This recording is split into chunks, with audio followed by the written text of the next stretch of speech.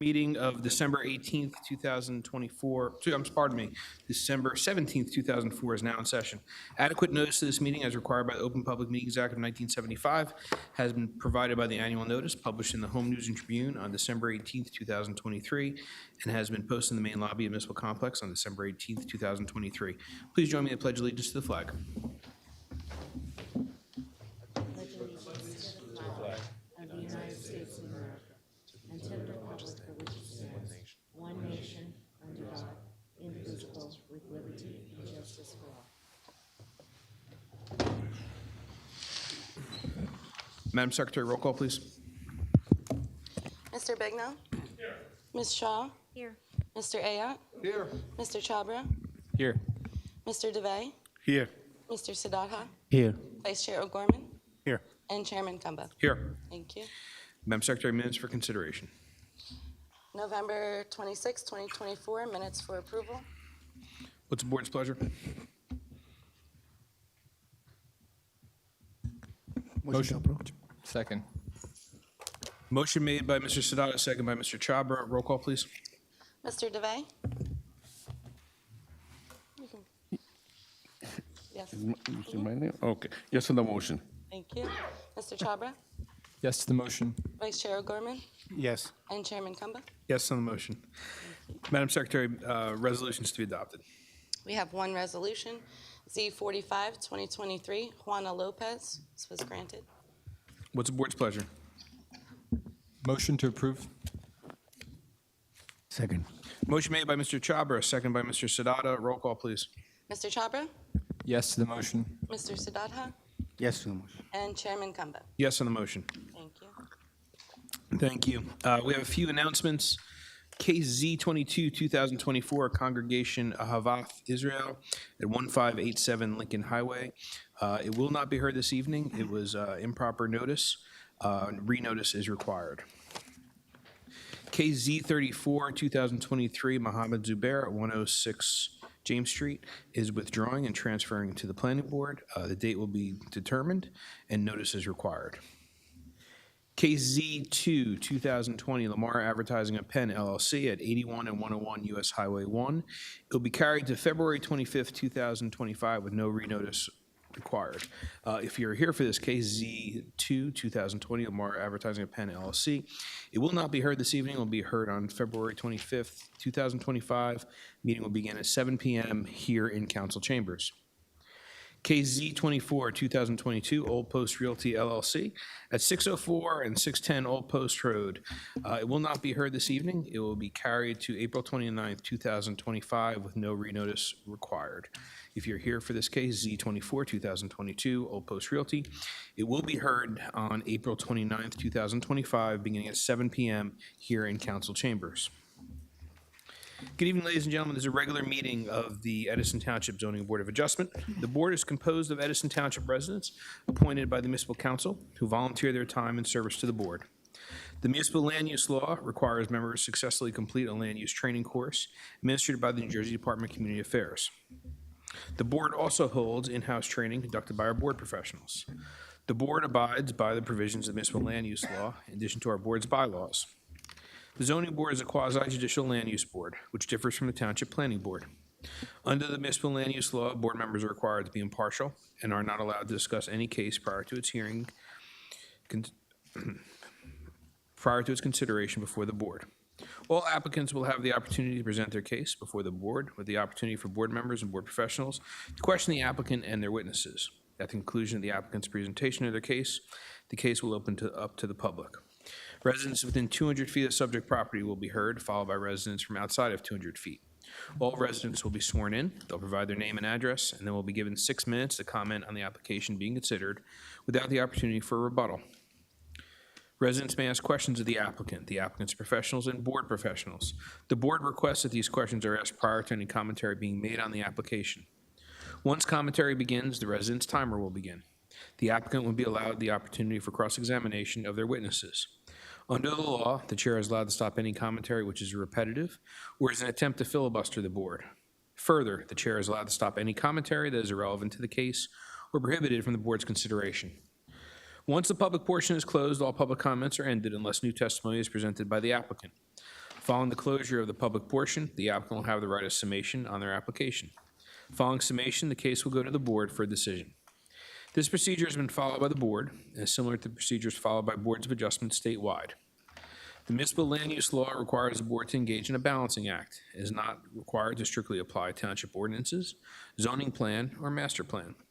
As a board of adjustment, variances are granted when appropriately necessary, following all legal considerations. As has been the case with prior boards, this board will see where we are if we're still in session around 10:30 p.m. I ask that all applicants, professionals, and residents show respect to each other and be civil throughout all proceedings. I ask that you withhold applause, booing, or interrupting of anyone while they are speaking. The chair will not tolerate outbursts by applicants, professionals, or the public. Further, since most cases are being recorded by a court reporter, I ask that speakers do not speak over one another. Madam Secretary, first case on the agenda, please. Case number Z21, 2024, Dada Bhagwan Vignan Institute, Inc., at 52 and 54 Vineyard Road.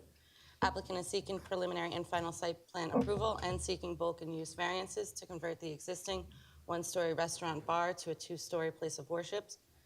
Standards have not been met in accordance with the master plan. Max lot area required is 3 acres, proposed is 0.69 acres, existing. Max lot width required is 200 feet, proposed 100 feet is existing. Max impervious coverage required is 40%, proposed is 98.2%. Affected property is located in the RB zone, designated as block number 1111, lot number 54 on the Edison Township tax map. All noticing paperwork is in order. Good evening, Mr. Arch. Thank you, members of the board professionals.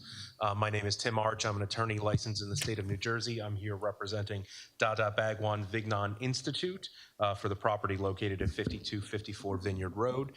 As a preliminary matter, I would just ask for confirmation of how many voting members we do have present tonight. I believe it's 5. We only have 5 tonight. 5 tonight.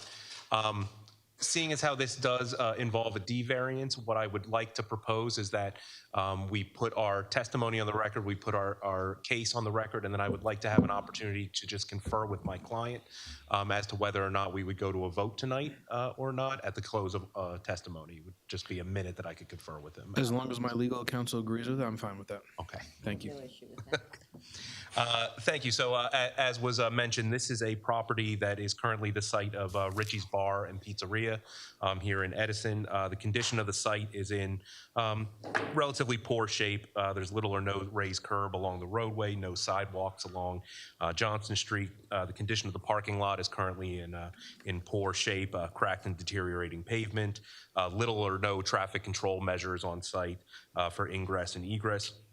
And there's a temporary tent structure that might be gone at this point, but at one point there was a temporary tent structure and wooden fencing in the middle of the lot. So what the proposal is to take that existing one-story structure and to convert this into a spiritual institute. It's essentially a place of worship. When you hear place of worship, most people likely think temple, synagogue, church, mosque, or something along those lines. This is a little bit different. And so as you'll hear from our testimony, there aren't set mass schedules. So for example, this isn't the type of place where on Sunday morning there's going to be a dedicated mass where all the congregants come.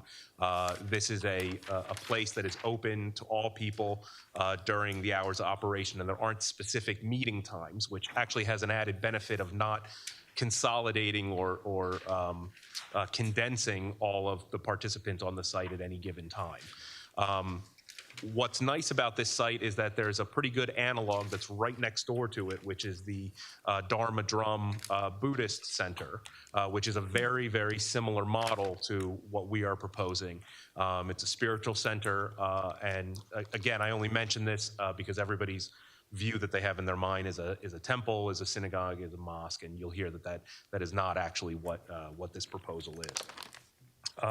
We do have several different reports. We have Mr. Bignell's report, Mr. Carley's report, as well as a police and fire memo.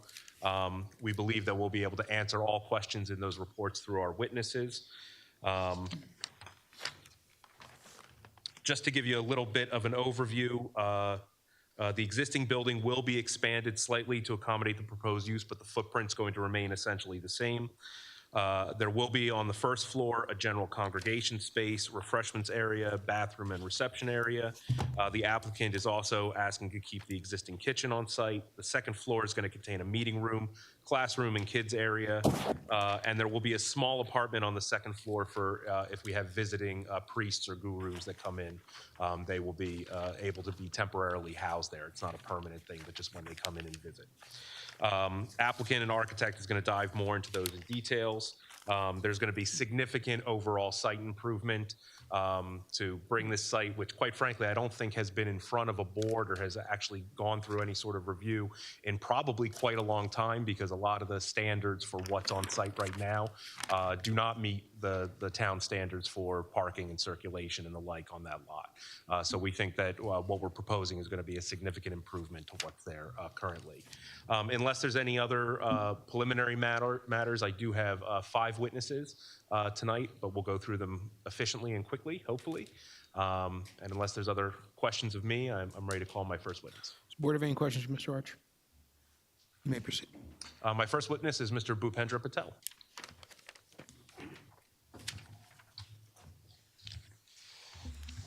Mr. Patel, would you raise your right hand? Do you solemnly swear or affirm to tell the whole truth, nothing but the truth, so help you God? Yes, I do. And if you could just sit down and pull the microphone close to you so we could hear you. And state your full name for the record. Bhupendra Patel. Mr. Patel, what is your title with Dada Bhagwan Vignan? I am a member of the DBVI, Dada Bhagwan Vignan Institute. Can you say it again? Dada Bhagwan Vignan Institute. And briefly, can you explain what is the purpose or what is the overall operation of Dada Bhagwan? See, Dada Bhagwan is a non-profit organization rooted in Hinduism with a goal to spread harmony and peace in the world. The organization is non-sectarian and is open to all people to come and learn about self-realization. Okay, so it's a spiritual institution. It's rooted in Hinduism, but it isn't strictly strictly a practice for Hindus, correct? That's right. That's right. Okay. Take us through sort of the operations that you plan on having on the site. What are the basic operations there? See, we propose to use this site as a spiritual center and meeting where people can attend and learn about the spiritual science. We do not have set time for prayer or studies. Congregates will attend throughout the day as their schedule allow. Typically, weekdays will be less busy, and weekends are expected to be a few more attendees. Okay, and what are the hours of operation that you plan to be open to the public? From Monday to Thursday is Monday to Thursday 9 a.m. to 9 p.m. Friday and to Sunday 9 a.m. to 10 p.m. Okay, and again, when you say these are the operating hours that they're open, it's not. These are the hours that people are available to come in and to potentially pray or meditate or engage in a conversation with the practitioners there, correct? Right. Okay. These aren't times of specific masses or events where you would be calling in all of the congregation for those individual times. No, they can come at any time they want it, and we have videos they can watch for 10, 15, 20 minutes, whatever they want. They have time, and they can pray and meditate for a little while, and then they leave. So would you estimate that most practitioners or congregants will come in and maybe spend about an hour or 2 hours there, or maybe even less? Yes, maybe less. Okay. Will there be any sort of high holiday events or anything that corresponds throughout the year where you anticipate that there will be planned events? Yes, there are five holidays, high holidays that we are expecting that in April, according to the Hindu calendar, April, June, July, October, or November and December. Now, oh, sorry, was that? They are for duration is from 1 to 3 days. It is not. And during those times, you expect that you may have planned events where you would anticipate that more people would come at one time? Is that correct? They that day also more people will come, and they also throughout the day, because it is not a set time also during that time also, so they can come at any time also. Okay. You just anticipate there might be some more people coming, but still spread out over the full Yes. time that you're open during. Yes, yes, yes. Now, we're not asking for a parking variance because we have the proper number of parking for the amount of occupancy that we have in the building. But one of the concerns that was raised when we were in the TRCs, or the meetings with the staff professionals, were what if there is an influx of people coming in at those times? What is it that you've done to ensure that we're not going to be having a situation where there's overflow parking into the streets around that area? Yeah, we approach with education, board of education, and the nearby the school, they are ready to rent for that day, and we will put an application a few days ahead of that day, and we will get the that parking spot, and we will bring the people from the van and shuttle them as the space is available. That's all. So during these times where you're going to be able to anticipate that there might be a greater influx, you're able to lease parking space from the Board of Education, and you've already discussed with them about this, Yes, and be able to shuttle any congregants or members back and forth so that no parking on site would be needed. that's right. That's right. Okay. And again, this is only a couple times during the year, and Right. you'll have lots of notice beforehand to be able to arrange for this. Right.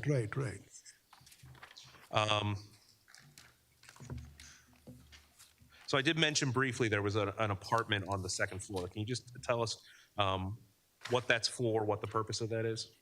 When the guru came from India, and at that time, if he's traveling a lot, while he's visiting in the US.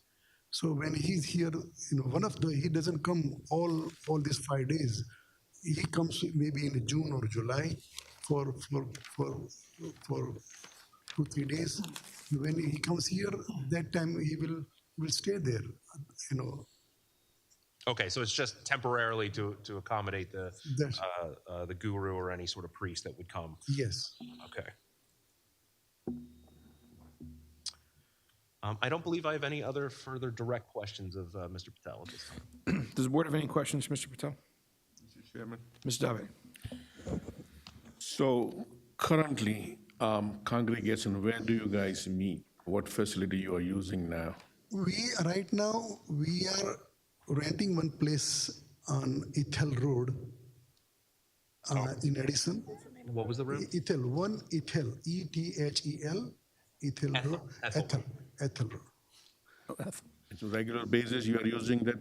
No, only weekend. Only Saturday we are get together there. How big is that facility?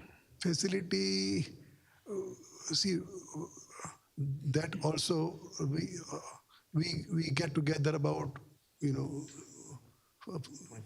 right. With 2,500 square feet, is that approximately the Yeah, size? yeah, to 2,500 square foot. And weekend, Saturday, Sunday, full day it's open? No. Only we meet only once a week. That's all. Okay, and what are the hours there? Oh, from 1 to 4. 1 to 4. And how many congregants, how many devotees come? Maybe for 30, 40, 50 people maximum. And then and that facility can accommodate 30 to 40 people if they commute with the car. Oh, yeah, they commute with the car. And this facility that you are proposing, you are trying to keep it open 7 days a week. What are the activities going to happen? See, that we are, see, this is small group, and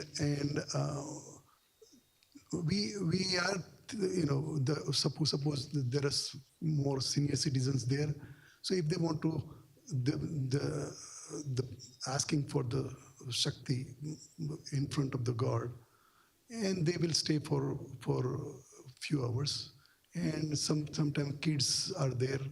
So but during days, kids are at the school. In the evening, if they want to stop by, and so weekdays we are not expecting that much activities there.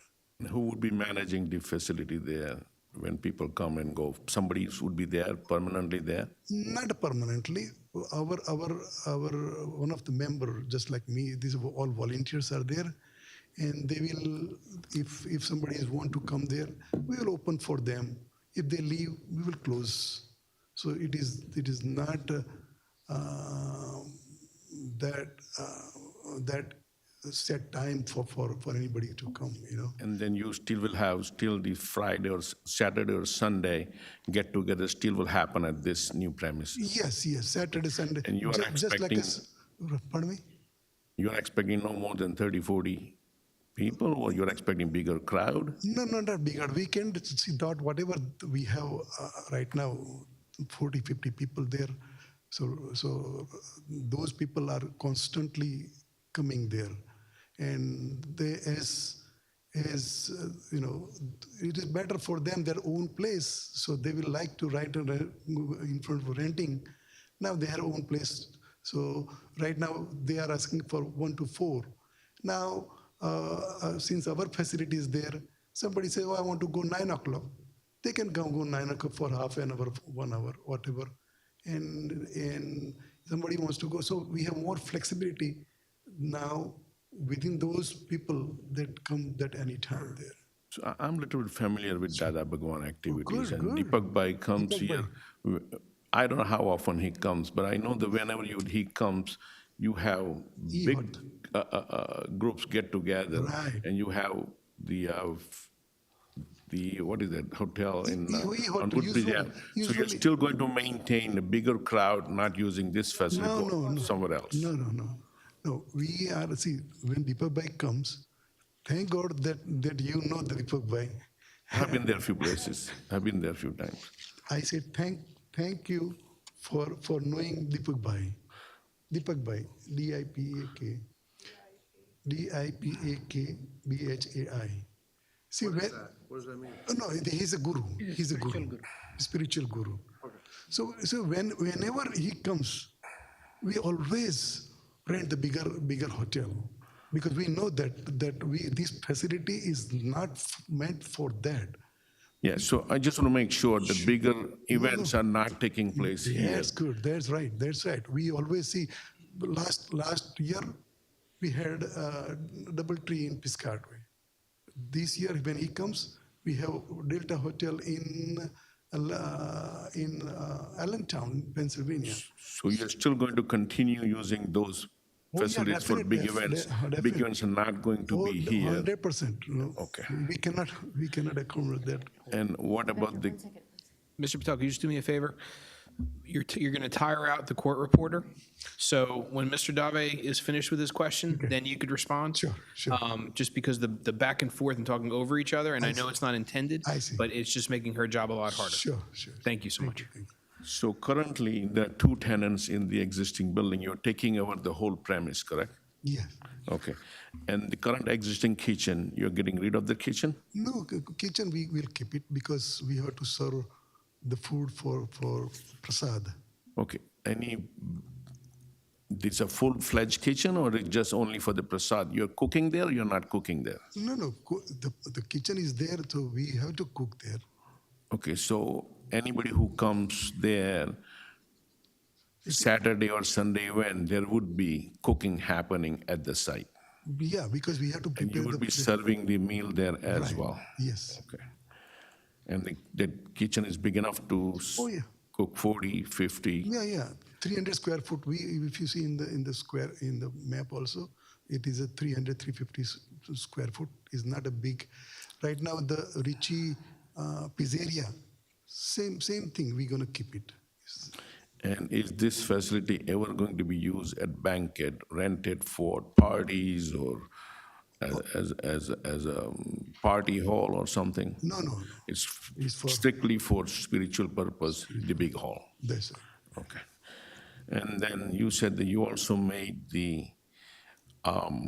you made a contract agreement with Board of Ed. Do you have anything in writing of that nature that they are willing to do that with you in big event in case you have parking issues? I can certainly answer that. When we approached the Board of Ed, we did ask if they could enter into some sort of written agreement that we could present to you. Their policy is that they make it available on a individual lease basis for any event that comes up. So there is a written agreement each time that you ask to rent out that space. So if we are asking for parking, they will do a written agreement at that time. Mr. that- Archwood, I'm sorry, Mr. Dave, just give me one second. But that facility would be available all the time when you need it. I'm just saying that if you have an event and Board of Ed say it's taken by somebody else, you can't do it, what are you going to do? Is a permanent parking facility off-site or no? We can go to not only there is only not one school there. We could go to another school which is available. We don't mind to shuttle people from not only one particular location of the school. I'm okay with, but I just want to make sure that whenever you have event, you have facility available, if not one school or the Yeah. other.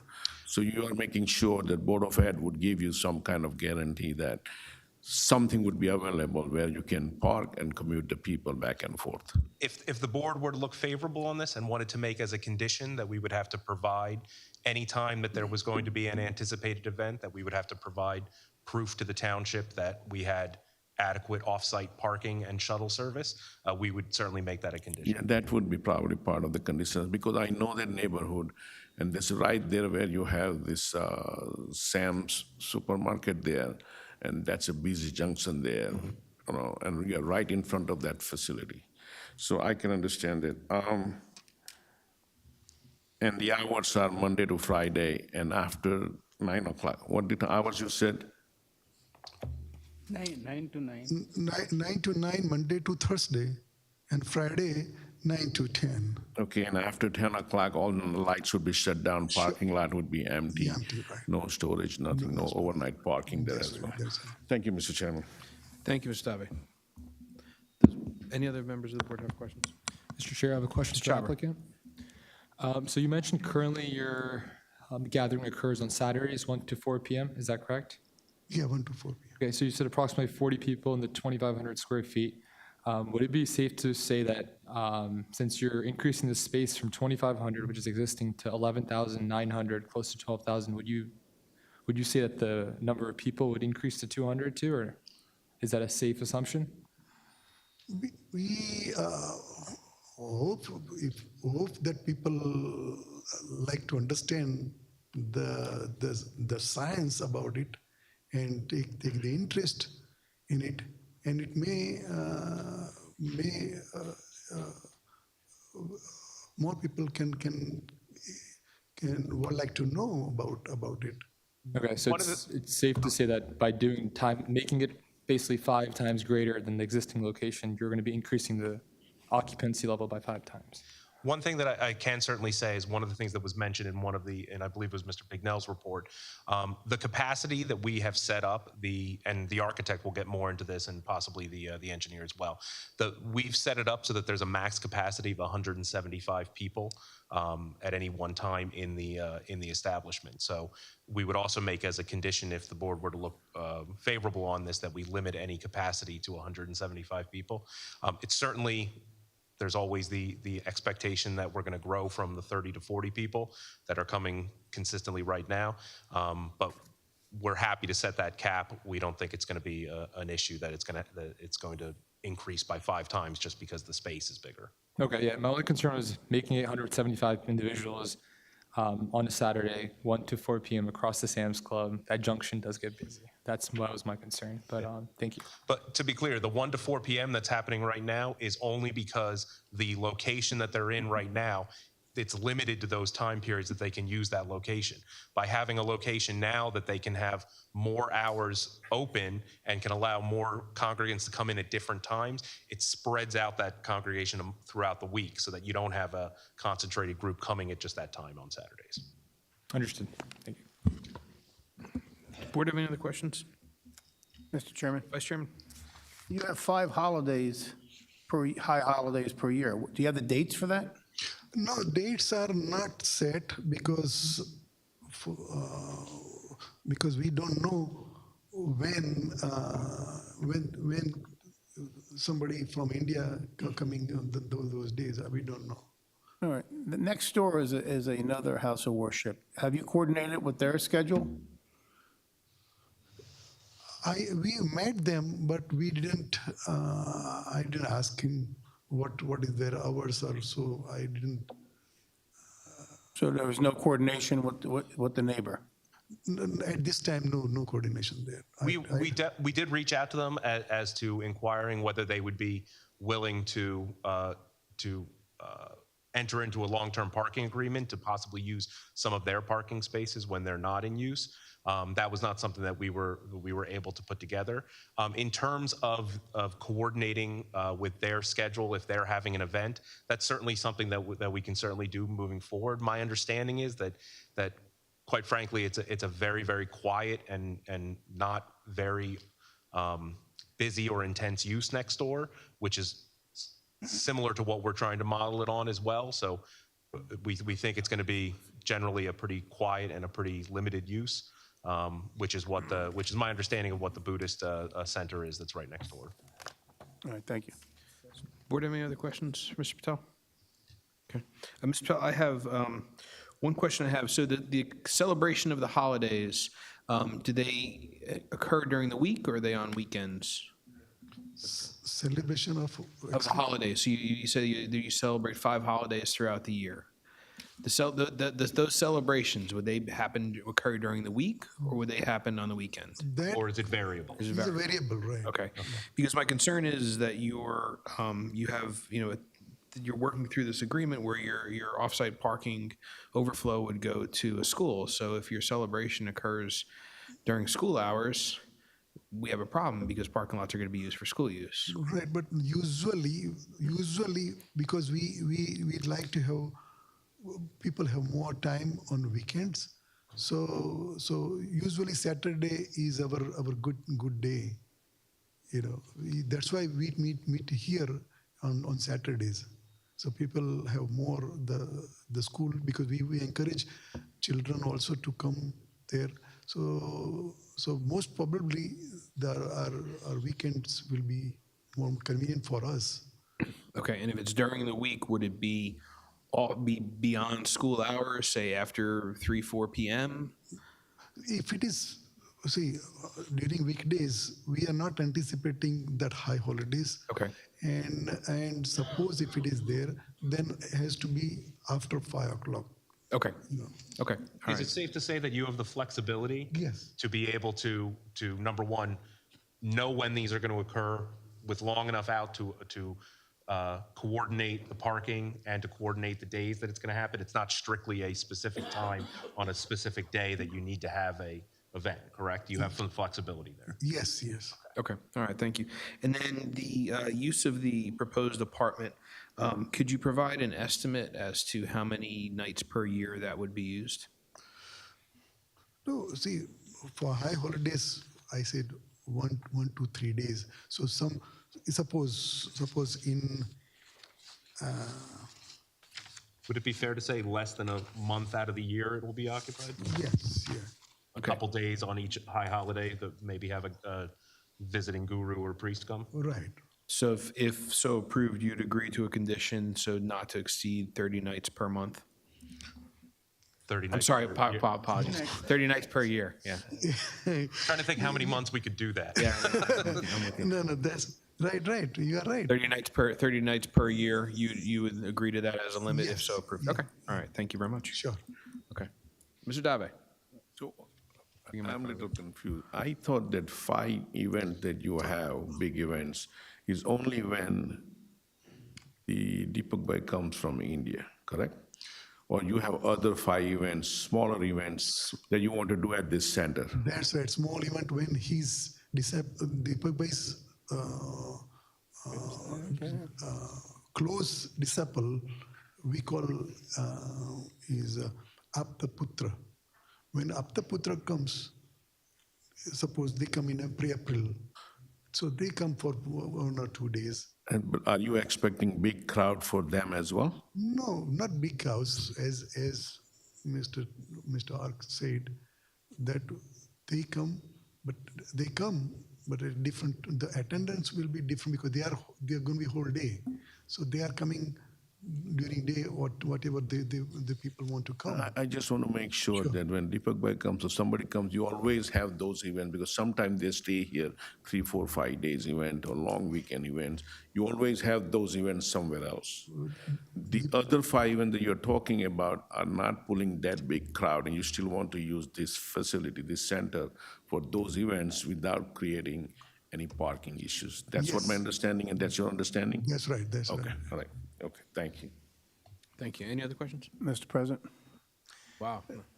Chairman's fine for right now, but I got enough problems I got enough problems in this chair. I don't need president. Thank you, Vice Chairman. Is there going to be a daycare? Is this facility going to be used for daycare? No, it's not daycare. No children daycare? No, children. No, No children will adult? be. I'm sorry. Children will be there for the study, for the class. So, if I could, there is going to be a place where if you wanted to bring your child, you could bring your child and they could also learn and take part. And there is an area where the children can play. It's not a daycare. There's not going to be any arranged daycare services or anything along those lines, correct? That's right. That's right. So they'll have a place for the children during the masses or the events?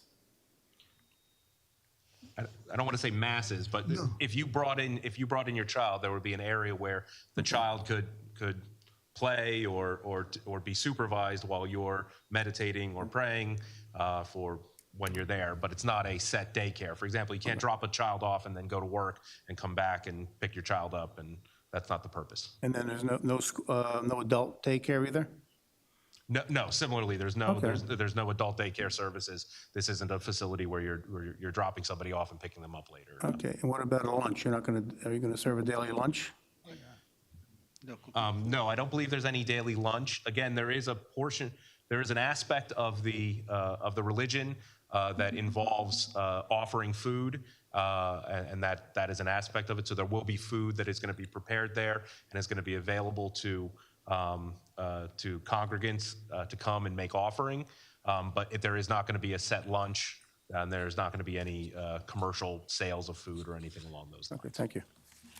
But that would be limited, I'm sorry, Mr. Chairman. Go ahead, Mr. That would be limited to just those events only, right? The food would be only on Saturday or Sunday, not daily. No, the prasad will be prepared when those people are attending. They will be given if it is time. See, somebody come in the morning, 10 o'clock. The prasad, the dry prasad will be there. But if it is coming at 12 o'clock, then it will be the different prasad will be there.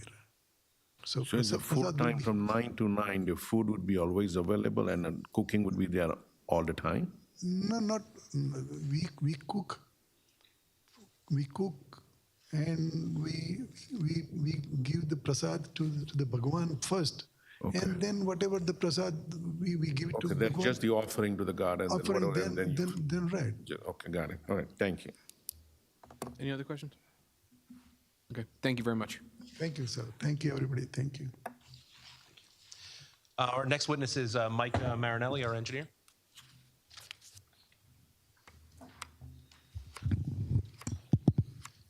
Raise your right hand. Do you solemnly swear or affirm to tell the whole truth, nothing but the truth, so help you God? I do. Okay, and state your full name for the record. It's Michael Marinelli, Marinelli, of Menlo Engineering, located at 261 Cleveland Avenue, Highland Park, New Jersey. Mr. Marinelli, if you could just please give us a brief summary of your background and qualifications. Sure, I'm a graduate of Rutgers University, class of 1999. I've been studying land use and land planning since that time. I'm a licensed professional in the state of New Jersey. Have been for the last 17 years. My license is current. I have provided testimony in front of many, many boards, including this one, over the years, where I've been accepted as a witness. We'll accept you. Thank you so much. Thank you, Mr. Chair. Mr. Marinelli, if you can please just take us through the site, tell us what the existing conditions are, tell us what the proposal is, and if you can hit upon any of the comments in any of the reports while you do it, that'd be great as well. I'll refer the board to the exhibit I have on the easel. I'll mark it as Exhibit A1. Was this part of the submission to the board? It was not. This is So a this is A1. Mr. Arch, we would like to have submissions to the board secretary that are in a smaller version so she can keep them on file. Certainly, we'll Those provide could that. be provided. Yes. Yes, thank you. This is A1, okay. So I've marked it as Exhibit A1. It's entitled 52 Vineyard Road, Existing Conditions Exhibit, dated 12/17/2024. It's an aerial representation of the subject site, which is outlined by a highlighted black line. It's generally rectangular in shape. The north is in the up direction. So Vineyard Road runs on the right side of this exhibit, north and south. Johnstone Street runs east and west along the bottom portion of this exhibit. And the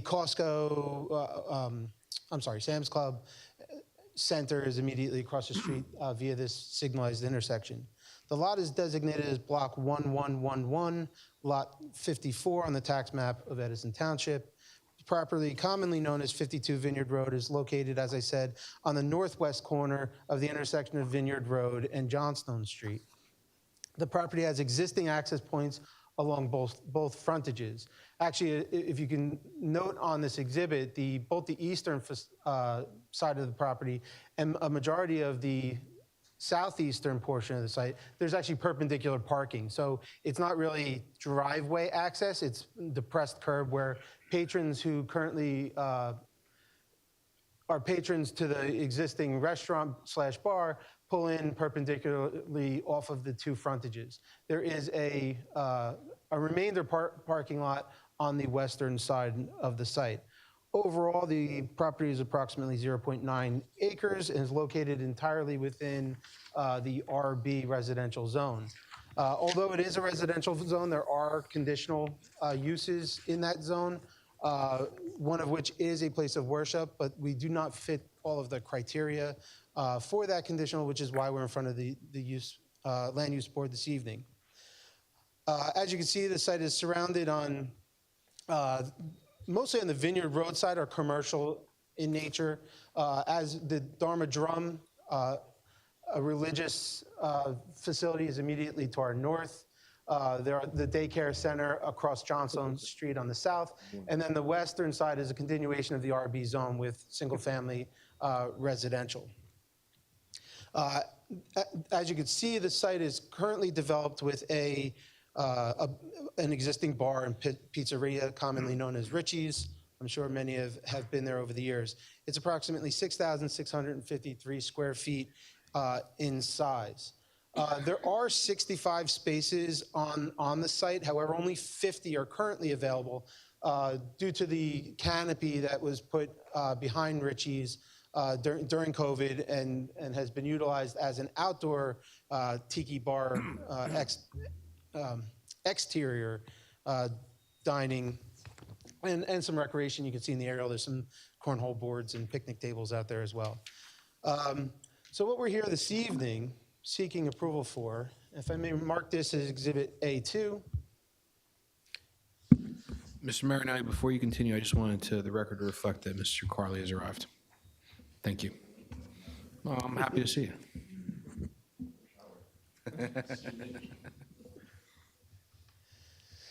The exhibit that is now on the easel, I've just marked it as Exhibit A2, is entitled 52 Vineyard Road Overall Plan Exhibit, dated 12/17/2024.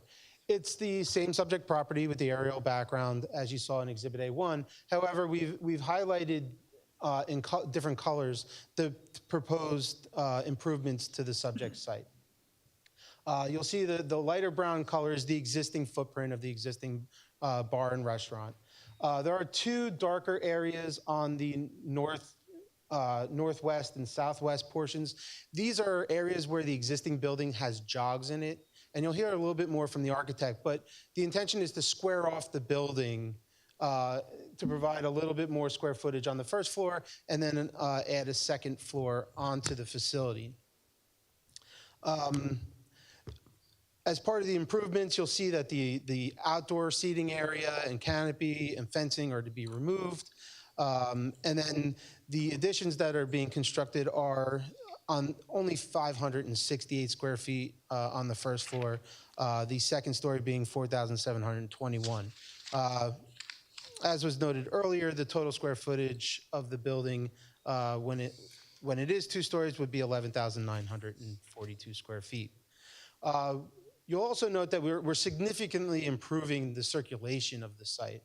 As I noted on Exhibit A1, all of the perpendicular parking spaces where patrons, when leaving, would have to back out onto Johnstone Street and Vineyard Road no longer have that capability. We've curbed and provided additional landscape along those two frontages on the southeast corner of the structure. There is a singular one-way driveway in where people can pull in off of Vineyard Road and drop patrons or visitors off at the front door.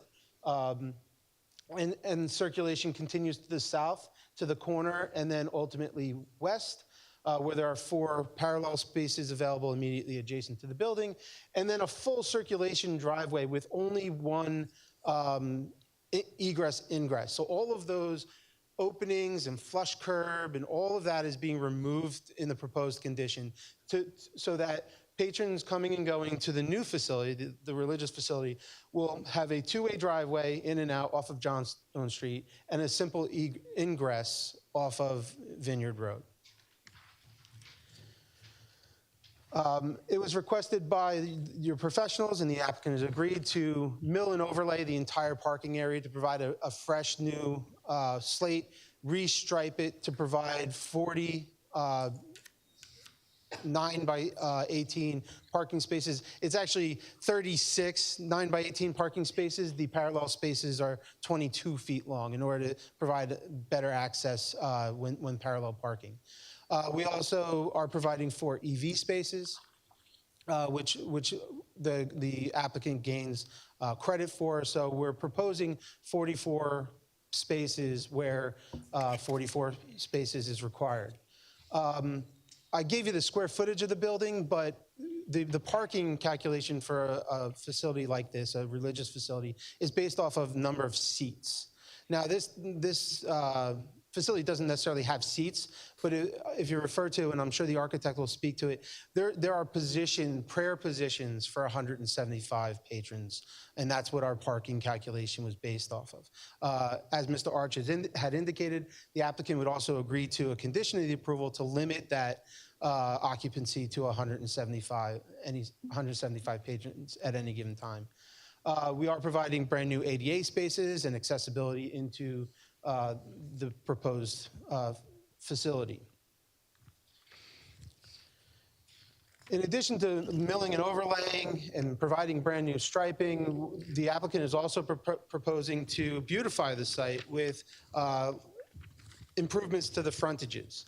If I can pull up Exhibit A1 real quick, you'll note that along the frontages, there's no green space. It is paved from property line to the right-of-ways on both frontages, the entire length of those frontages. Now, if you note on Exhibit A2, we've taken this opportunity when providing these new safer egresses to also take out a lot of that pavement, provide a real sidewalk that's both ADA compliant and provide additional green space in those areas. You also note that along the parking area immediately adjacent to both Johnstone and Vineyard, we've added low-lying shrubbery and more green space on site to help buffer the existing parking lot that's there and make it nicer looking. There is an existing dumpster location on the northeast corner that is to remain. No new utilities are being proposed. Again, this is an existing structure that the applicant is adding onto. So no new services unless it's deemed that from the fire official that additional water is necessary for the proposed fire suppression system. As I said, there's also lighting and landscape improvements. We've provided 3 new shade trees, 82 evergreen shrubs, and 26 ground cover plantings, again, making the site nicer from an aesthetic perspective. We do seek relief for several of the ordinance requirements as it relates to landscape, including trees for wooded area, street trees. It had been asked by the professionals to provide additional street trees along Johnstone Street. Unfortunately, there's a series of utility poles and overhead wires along that frontage that would preclude us from adding additional street trees along that area. So the applicant would, in that relief, seek to pay to the tree fund for the deficiencies in street trees, wooded area trees, and parking perimeter trees. There is a small 4-foot wide residential buffer to the residential immediately to the west, but it's currently just an evergreen row with a chain link fence. The applicant is proposing to provide a 6-foot high solid stockade fence, similar to the fence that was provided between the DD-MBA project and the existing restaurant to help that buffer along that frontage. As I stated, we're also proposing some new lighting on the site, including 5 pole-mounted dark sky compliant LED fixtures. These are only mounted at 12-foot high, so they're relatively low as compared to a normal commercial facility. And there are 2 wall-mounted LED fixtures mounted at only 9 feet high, and that's to provide a safe area for the parking. It was recommended by your professionals, and the applicant has agreed to put those lights on timers so that when the facility isn't being occupied, those lights aren't on needlessly, with the exception of any security lighting that would be immediately available outside the building. With respect to security, cameras would be put up at this facility to deter any people from trying to access the site in the night hours and provide any that type of security.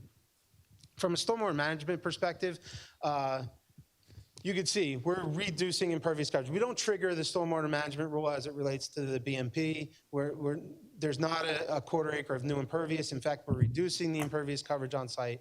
There isn't an acre of disturbance because other than the small building additions and tearing out a lot of the asphalt and adding in grass areas, we're really not doing much. So from a stormwater management perspective, we meet all the criteria for quantity, quality, and groundwater recharge simply because we're reducing the amount of impervious on the subject site. As it relates to existing nonconformances, and it's one of the reasons, it is the reason we're in front of this board, the reason we are in front of this board is because we don't meet the conditions of the conditional use, and a lot of that relates to the lot area, lot width, and side yard. These are all existing conditions. The lot area is 0.69 acres where 3 acres are required. The lot width is 100 feet wide where 200 is required, and the side yard setback of 6 feet is required, and the building is in essence 0 along the northern property line as far as setbacks go. Again, these are all existing conditions, but because of that minimal area of the lot, we can't meet the conditions of that conditional approval. And as you can see, the site is completely developed on all sides around it, and no additional land could be attained in order to meet those area requirements. We're seeking a couple bulk variances this evening, the first being building coverage. The maximum permitted building coverage is 23%. We're requesting relief for 23.9, so it's less than 1% over the maximum requirement for building coverage. However, we are reducing the overall impervious coverage on the site by 6%. So we're offsetting that additional impervious coverage for these small building additions that I spoke of with additional landscape area and less impervious coverage. The second bulk variance we're requesting relief from this evening is the impervious coverage. 91.9%, where 40% max is permitted. Again, this is a reduction of the existing, in the existing condition, 98.2% exists, and 91.8. So it's over 6% reduction in impervious coverage on the site, even though we seek relief. And finally, the signage, which I'll defer to the architect regarding relief sought for signage. That is my direct testimony. I can go through the professional letters, or if the Yes. board has, That was my next question. So if we could start with Mr. Carley's report? surely.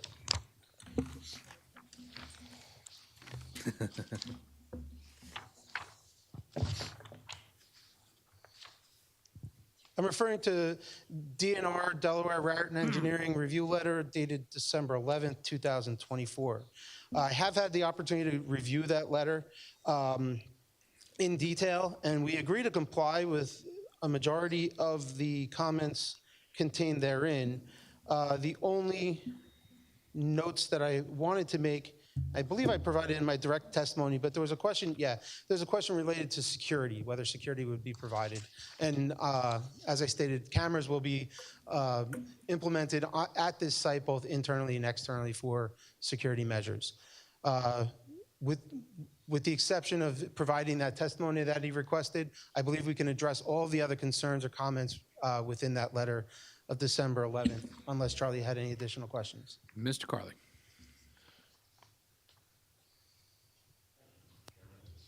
As Mr. Marinelli referenced, we issued a report on December 11th.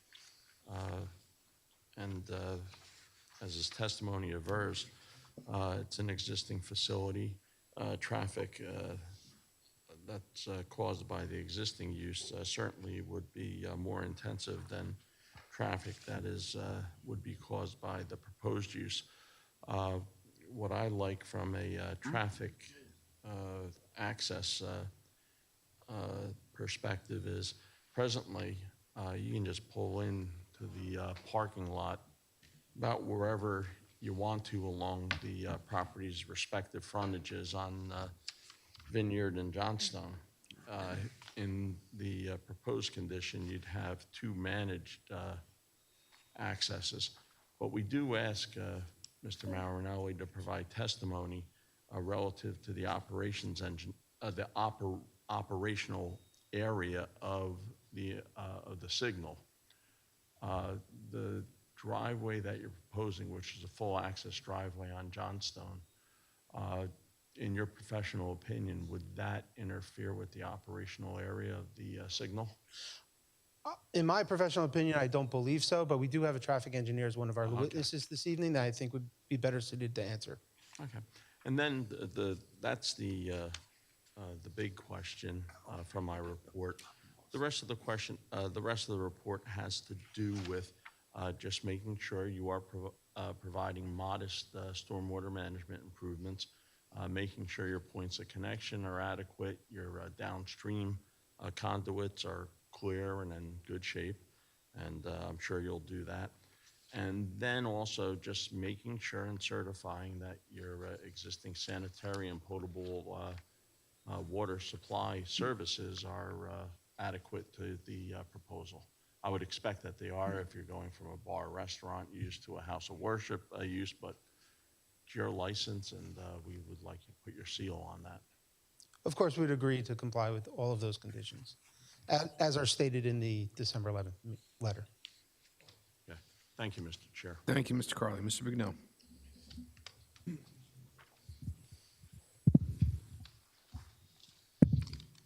I might have missed it, but did you agree to my comments, or? I did. Well, not specifically. So I will put that on the record now. Referring to Mr. Bignell's letter of Bignell Planning Consultants Incorporated dated December 16th, 2024. I've had the opportunity to review that letter in detail and agree to comply with the items in that letter. I did have a couple of notations that I just wanted to clarify and or provide testimony as required by that letter.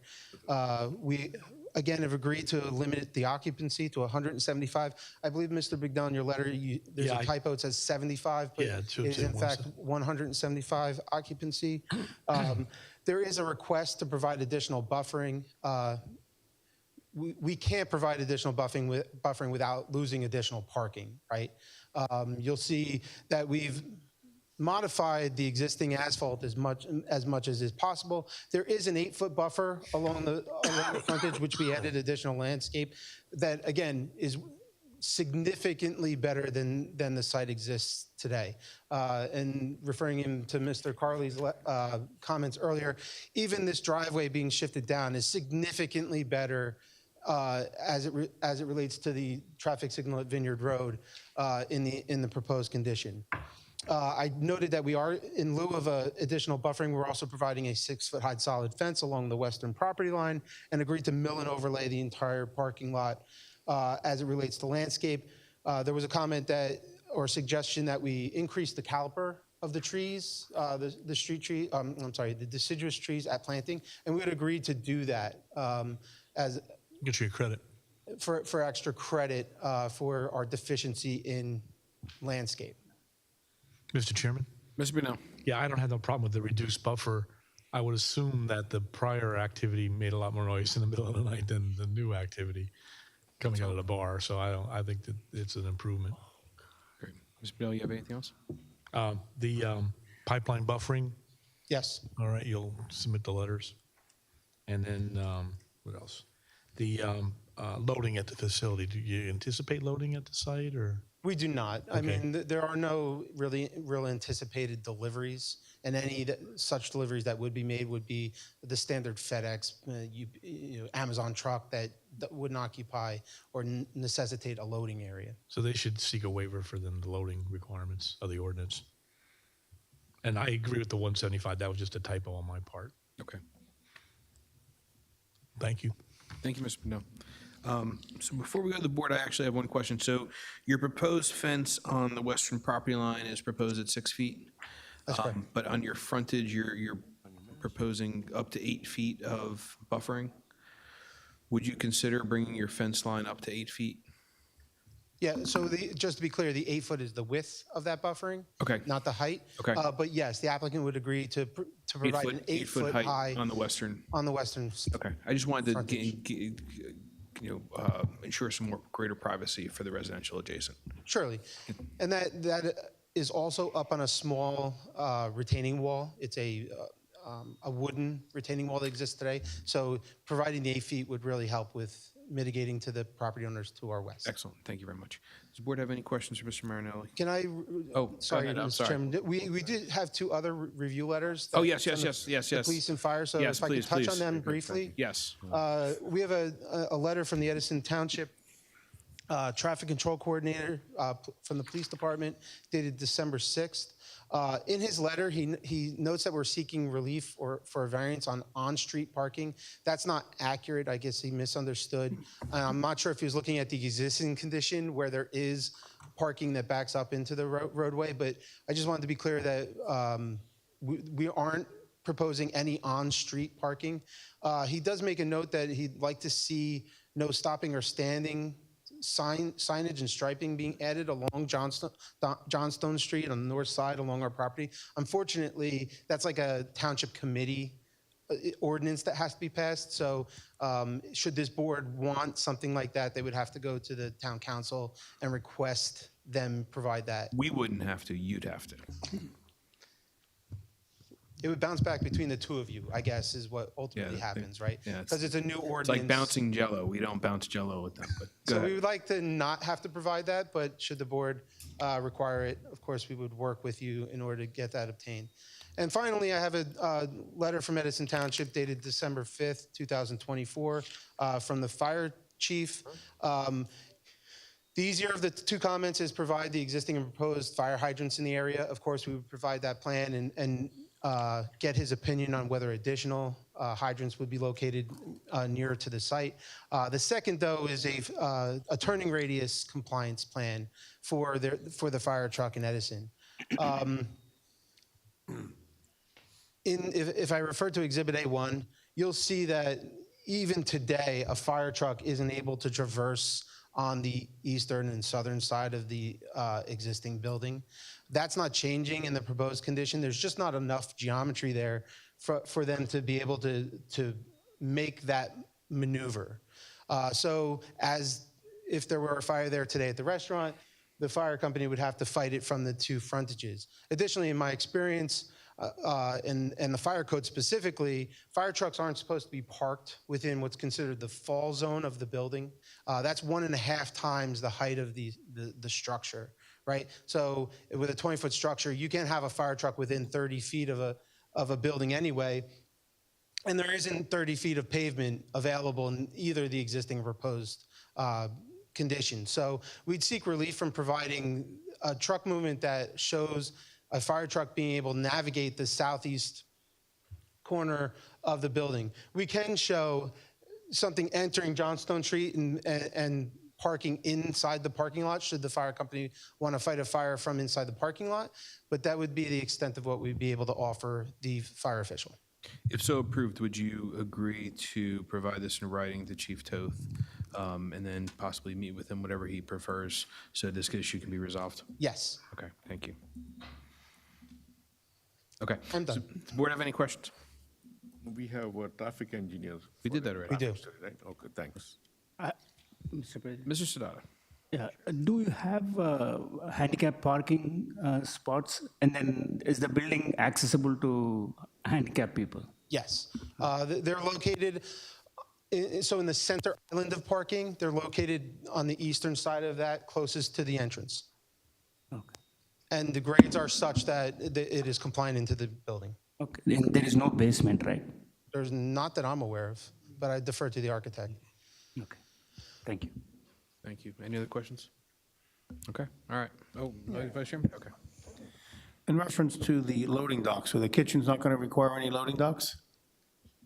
No, the applicant has indicated to us that loading is not necessary for their congregation. So there won't be any tractor trailers delivering anything? All right. None. Okay, any other questions, Mr. Marinelli? Seeing none, thank you very much. Ms. George? Our next witness would be the architect, Ms. Brittany Klim.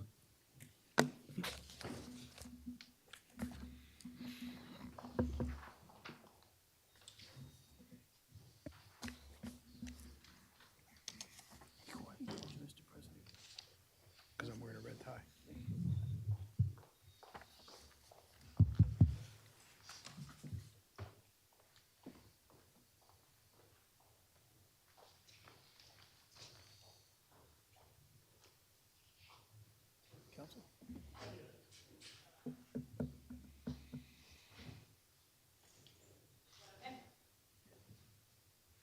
I think that's good, yeah.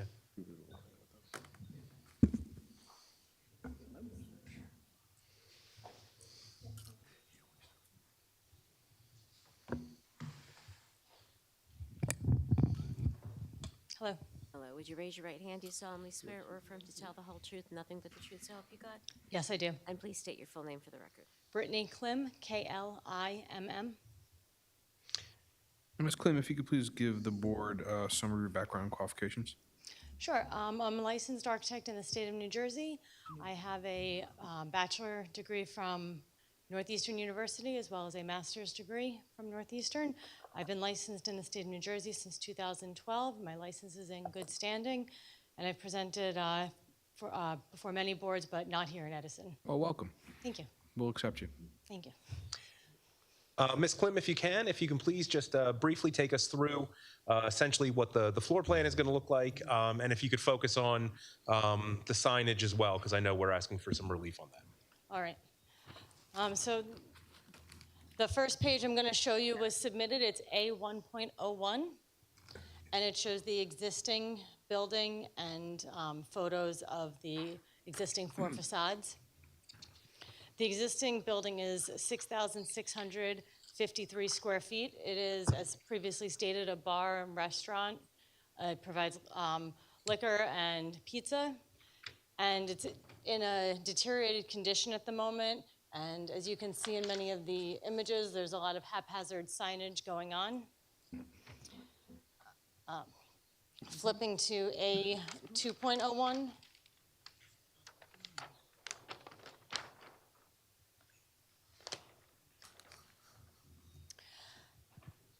A2.01 shows the proposed first floor as well as proposed partial second floor.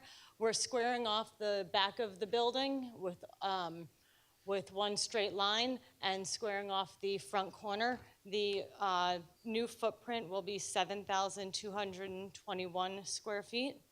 We're proposing to add a second story, which will have 4,721 square feet. The entire building is intended to be used for a house of worship. On the first floor, we have a reception area, bathrooms, staircase, elevator, and the prayer hall, which seats 149 seated. And then when you open into the dining area for a larger congregation, it would be the additional 26 spaces. So that's how we're getting to the 175. Typically, this door would be kept closed, and you would enter the dining area when you're receiving your offerings. And then we have the kitchen in the back, which is roughly where it is now, and another stairwell, a vestibule that goes to the rear parking area, office, AV room, and some utility space. The utilities are moved slightly back in the building.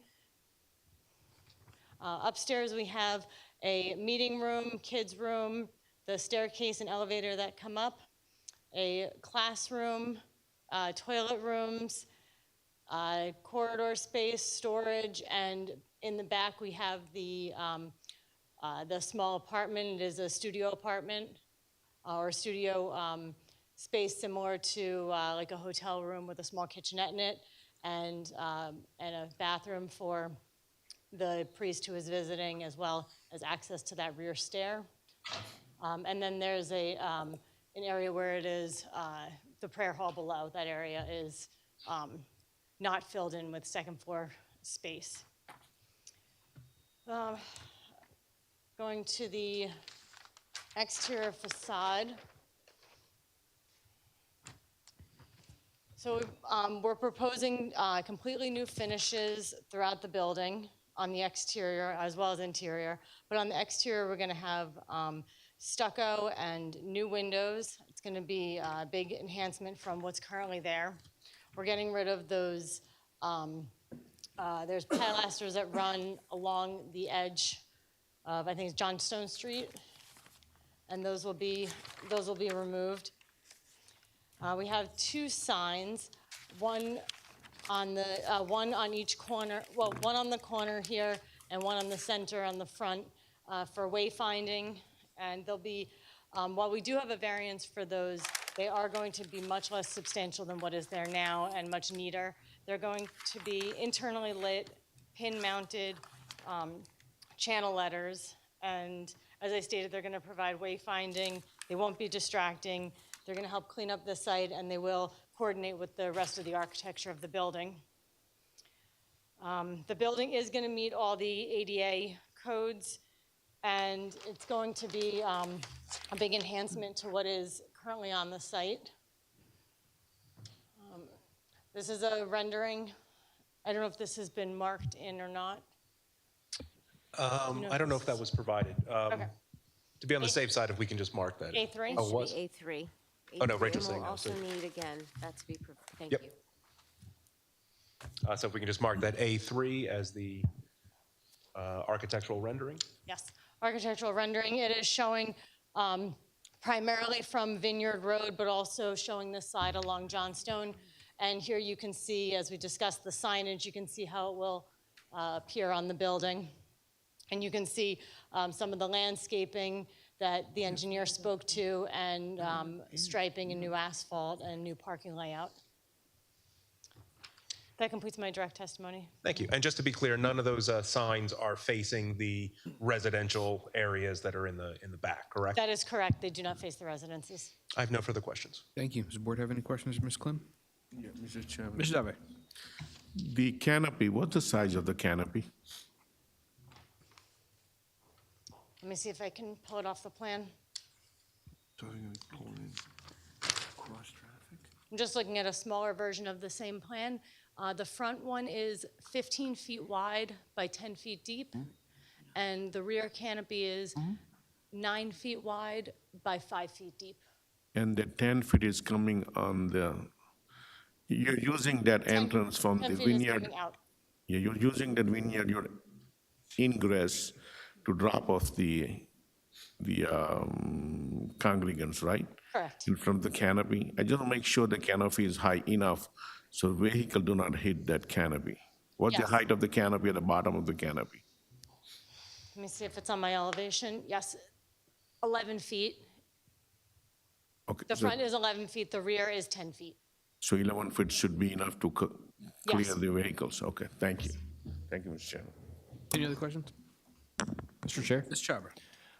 So my first question would be, would there be a basement? There is no basement Okay, so it's a s- currently, and there's no basement proposed. It's a slab, currently one floor, you guys are adding a second floor.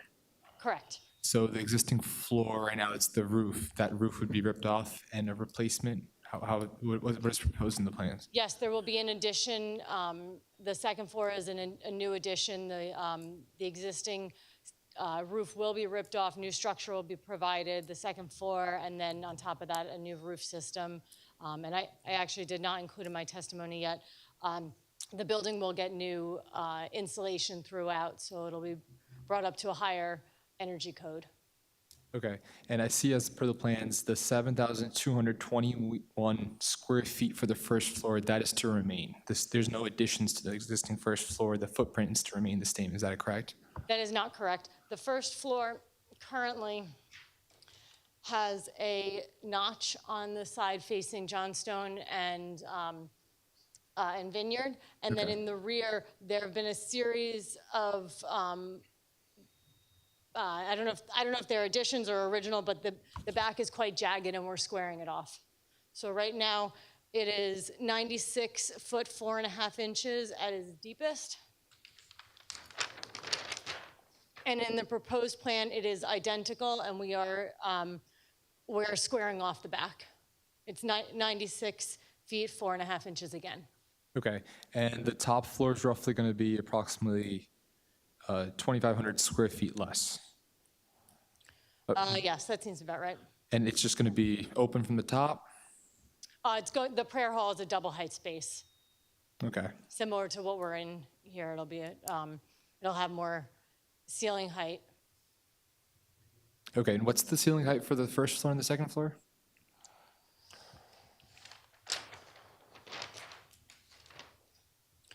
So the second floor is set at 15 foot 6. And obviously that will take into account some structure, so it'll be maybe 12 or 13 feet high. And then the roof line above is another 15 feet high from there. Okay, and what is the current right now height of the building? Just curious for perspective from the road, the site triangle. What's the current top of building and what's the proposed new top of building, the height difference? I do not have the height. I don't know if the civil engineer has the height handy. I don't have the existing height. But it's a single-story building right now. Okay, but that height, you guys aren't expanding that first floor's height. That's my main question, right? Correct, it's not expanding the first floor height. Okay, just building on top. Yeah. All right, thank you. Any other questions? I'll note that we're compliant with the height as well. Okay, thank you. Excuse me, Mr. Chair. Mr. Ayotte? What's going to be the total height of the building?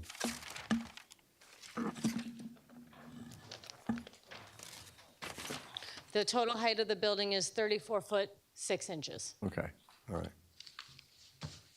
and that goes to the top of the roof surface. okay. Any other questions? Okay, thank you very much. Mr. Archer?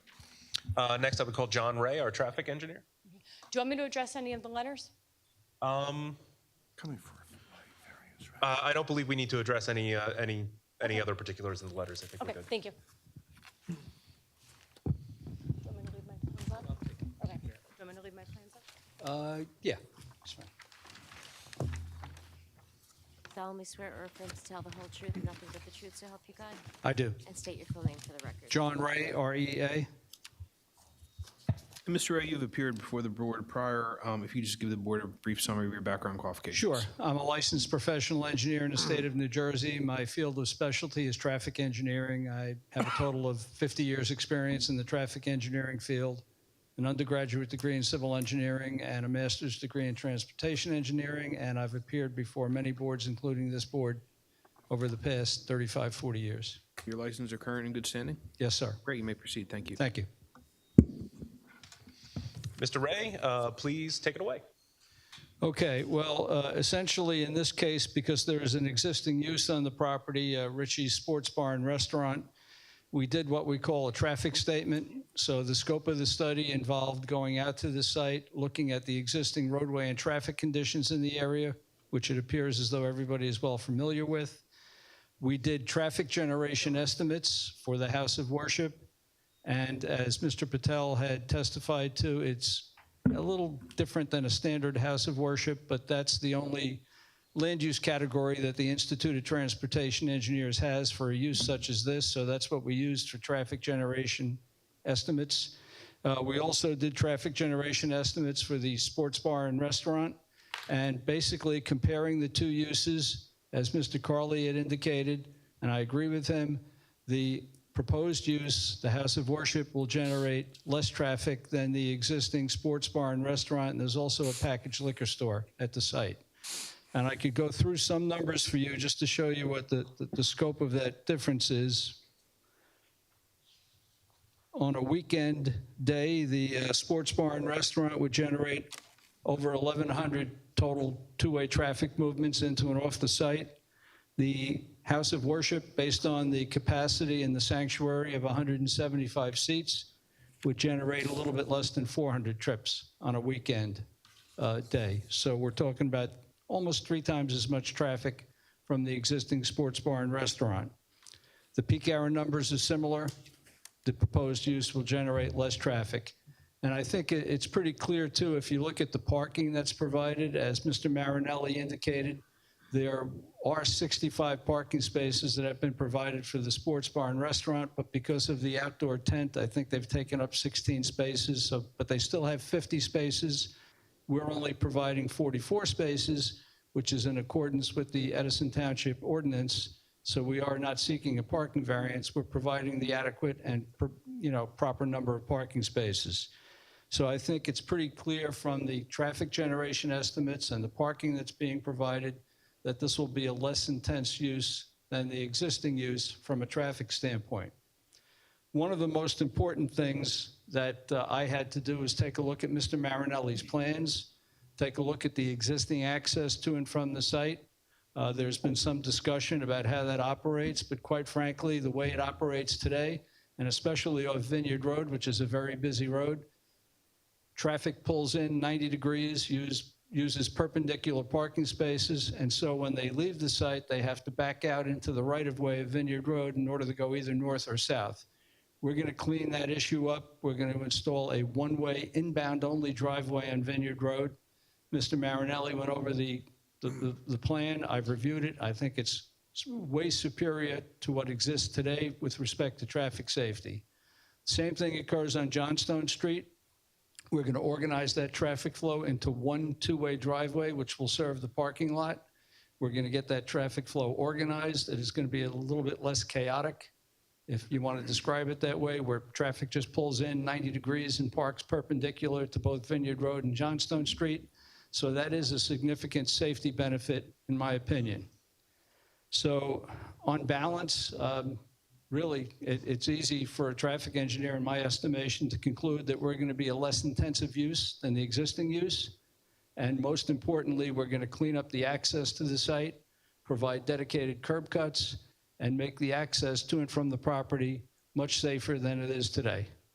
And that basically summarizes it. Okay. Does the board have any questions, Mr. Ray? Yeah, Mr. Chairman. Mr. Dubey? The biggest concern I have is you have an ingress at Vineyard Road, people coming from Route 1, coming out of Sam's Club. If they had to make a left in your facility, that there is not enough room there to back up.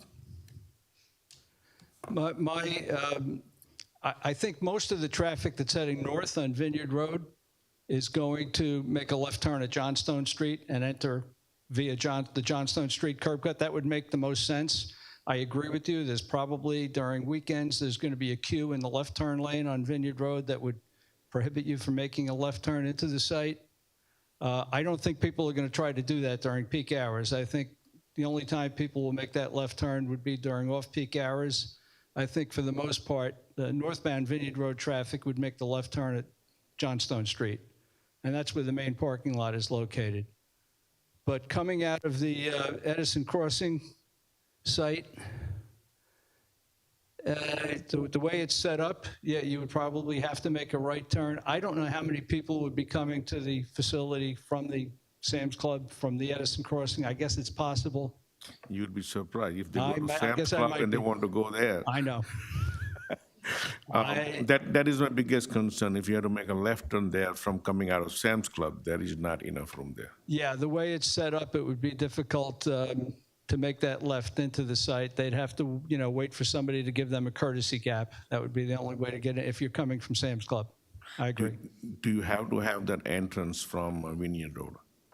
Excuse me? Do you have to have that entrance from the Vineyard Road to this premise? I certainly think it makes sense. If you look at the overall site plan and the layout, it makes sense to at least, it'd be very easy for people coming south on Vineyard Road to make a right turn and enter the site, and without having to go through the traffic light and go through the intersection. So I do think it makes sense. It's only going to be an ingress only. I've got to be honest with you, I couldn't stand here and defend an exit movement out onto Vineyard. I couldn't do that, and that's why when I reviewed the plan with Mr. Marinelli, we agreed it had to be an ingress only. So I know why you're doing that, to just for the traffic flow pattern, but that's my biggest concern about congestion on Vineyard Road when somebody has to make a left from there. Eventually, people would learn not to make that left. Thank you, Mr. Chairman. Thank you, sir. Mr. Carley?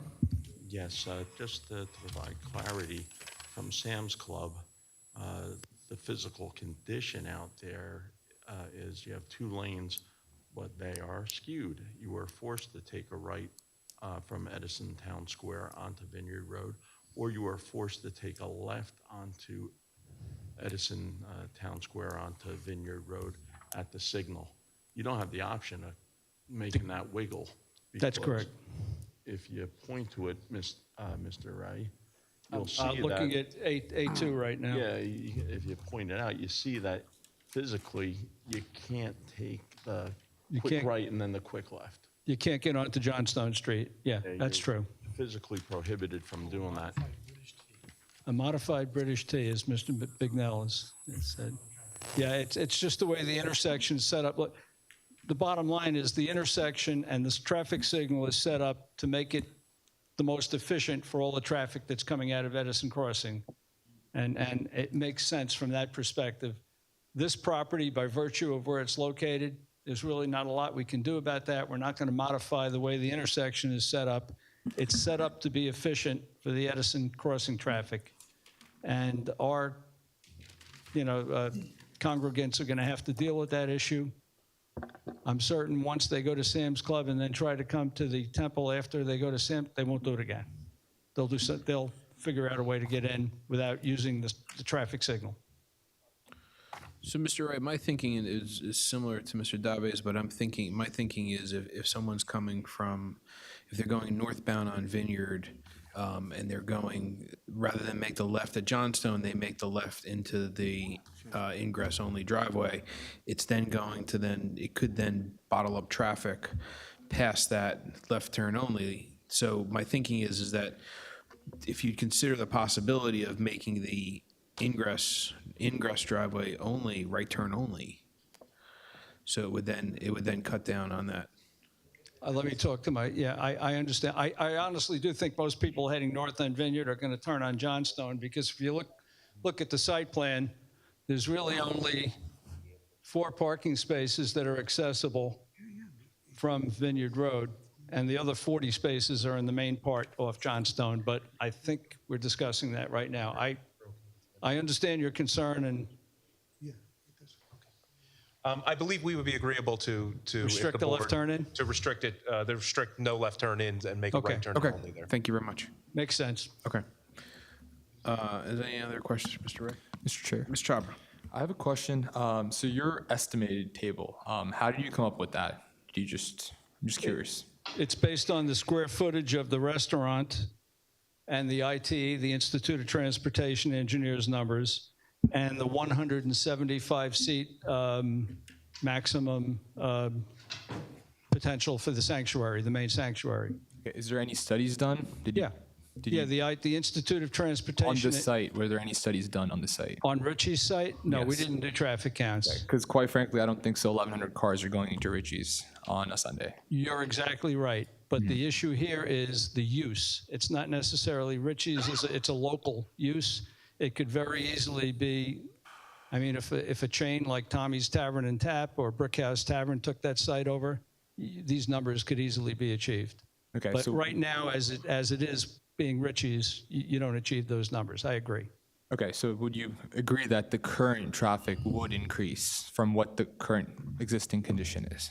I haven't done traffic counts at Ritchie's, so I'm not sure I could agree to that, but I understand what your question is. But all I'm saying, the use itself, a sports bar, a restaurant, and a packaged liquor store, based on the IT numbers, if somebody were to buy that property and reuse it and modernize it, and like I said, a national or a state chain would take it over, you probably would see those numbers. Okay, I would prefer to see some numbers on the existing site on that matter. Okay, we didn't do that simply because we look at the use, not the, it could be operated by anybody. Okay.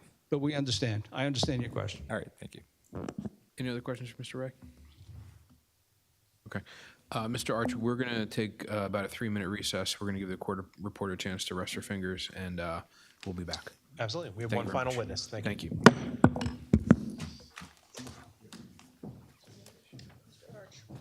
Yes.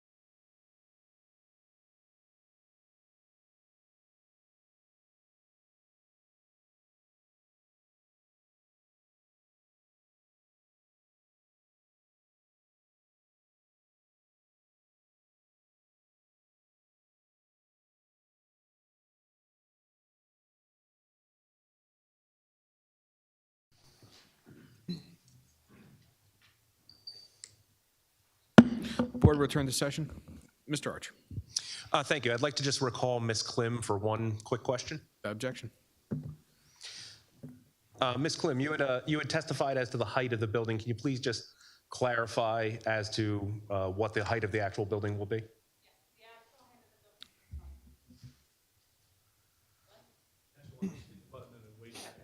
Hello?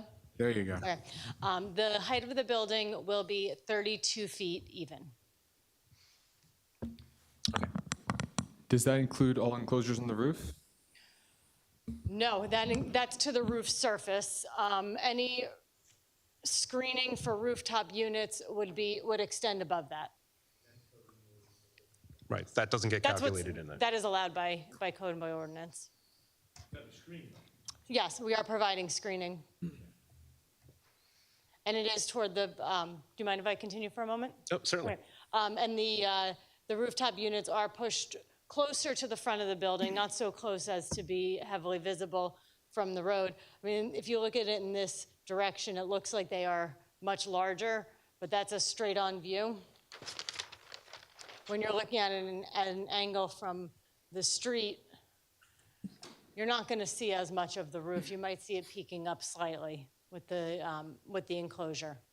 But it will screen on all four sides, and it's positioned as far from the residences as possible. Thank you.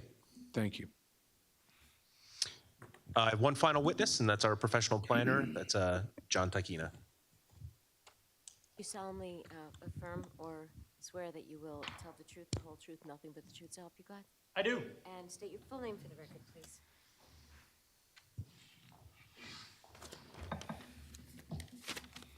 Mike.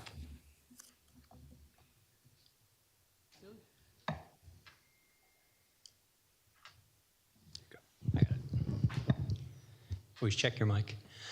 Hi, I'm John Tykina. I'm a licensed planner in the state of New Jersey. Have been since I completed my studies at Rutgers University in 1992. I've spent the majority of my 32-year career doing this, testifying on behalf of applicants around the state. More than 180 different boards, and I've been here before. Nice to see you again. And your license are current and good standing? Current and in good standing. All right, you renewed may on May proceed. 7th. We'll accept you. Thank you. Thank you. Thank you. John, if you can please take the board through the benefits of your analysis of this proposal. Certainly. So we are proposing a house of worship in the RB district. It is conditional use. Unfortunately, we do not meet the conditions for lot area and lot width. Accordingly, we need a D3 variance where we don't meet the standards of a conditional use. As you know, the case there is called Seeker v. Wall Township. It provides the roadmap in terms of the findings for the board to make. It is a 4-step balancing test. The first one is to evaluate the public interest served by this inherently beneficial use. And again, a house of worship is inherently beneficial by statute. So this religious use serves as a community gathering place that enhances the culture of the community. Accordingly, it meets the standard of promoting the general welfare. We then need to identify any detrimental effects that would ensue from the grant of the variance. And again, these variances relate to the existing conditions on the site, specifically the lot area and the lot width. Again, we don't have any detriment that is going to occur because of the lot area and the lot width. We're able to provide for essentially the existing building and significantly improved site conditions through Mr. Marinelli's work. So we don't believe we'll have any detrimental impacts. We've also had additional improvements as suggested by the board in terms of additional screening to our residents to the west. So again, with the lowering in impervious surfaces, with the additional screening, with the improved landscaping, improved lighting, and a dramatically improved looking building that Ms. Klim put up there, really it looks tremendous. There are certainly no negative detriments as a result of not meeting that condition. Finally, can we reduce these detrimental impacts? Again, by those measures that the board has requested and the applicant has agreed to. I believe we have reduced any detrimental effects. And then finally, the board should weigh the positive and negative criteria and determine whether the grant of the variance would have a substantial detriment to the public good or the zone plan and the master plan. So again, once again, there will not be any detriments, and I will review the positive and negative criteria as it relates to the use variant, to the D3 variance, and it relates to our bulk variances. So we believe that the site still remains suitable for the proposed use, even though it doesn't meet these conditions. We also believe we're proposing to further the following purposes in the municipal land use law. I apologize, I do read them, and I have to read them slowly or I'm going to get hit. Purpose A, to encourage municipal action to guide appropriate use or development of all lands in this state in a manner which promotes the public health, safety, morals, and general welfare. Also, purpose G, to provide sufficient space and appropriate locations for a variety of agricultural, residential, recreational, commercial, and industrial uses and open space, both public and private, according to their respective environmental requirements to meet the needs of New Jersey citizens. And purpose I, to promote a desirable visual environment through creative development techniques and good civic design and arrangement. Again, as an inherently beneficial use, we promote the general welfare. We believe this is an appropriate location in your RB zone on the edge of a commercial district across the street to provide for these type of civic uses. They benefit from the access and the exposure, especially for a center such as this, which will have both a local and regional draw. We are going to have our larger events as Mr. Dave said, off-site, et cetera. But again, this type of cultural center will certainly be growing in the area. And this is an appropriate location on Vineyard Road with good access. And then finally, again, as Ms. Klim's building is set up there, and I'm glad she left it there, this will be a substantial visual improvement to that corner of Vineyard Road and this gateway into that residential neighborhood. In terms of our negative criteria, as we said, no detriment to public good. The underlying zoning already recognizes the proposed use as appropriate. And we have mitigation in terms of, again, reduced impervious surfaces, additional landscaping, additional buffering, lower lighting, again, all which will be a substantial benefit to that neighborhood that is there. And then in terms of our master plan and our zone plan, we align with the following goals of the Township of Edison Master Plan, newly adopted on July 15th, 2024. The ink is still wet. One of the goals is to selectively utilize redevelopment to facilitate strategic revitalization of underutilized and challenging sites. And again, I think this is certainly a challenging site that will benefit from this redevelopment.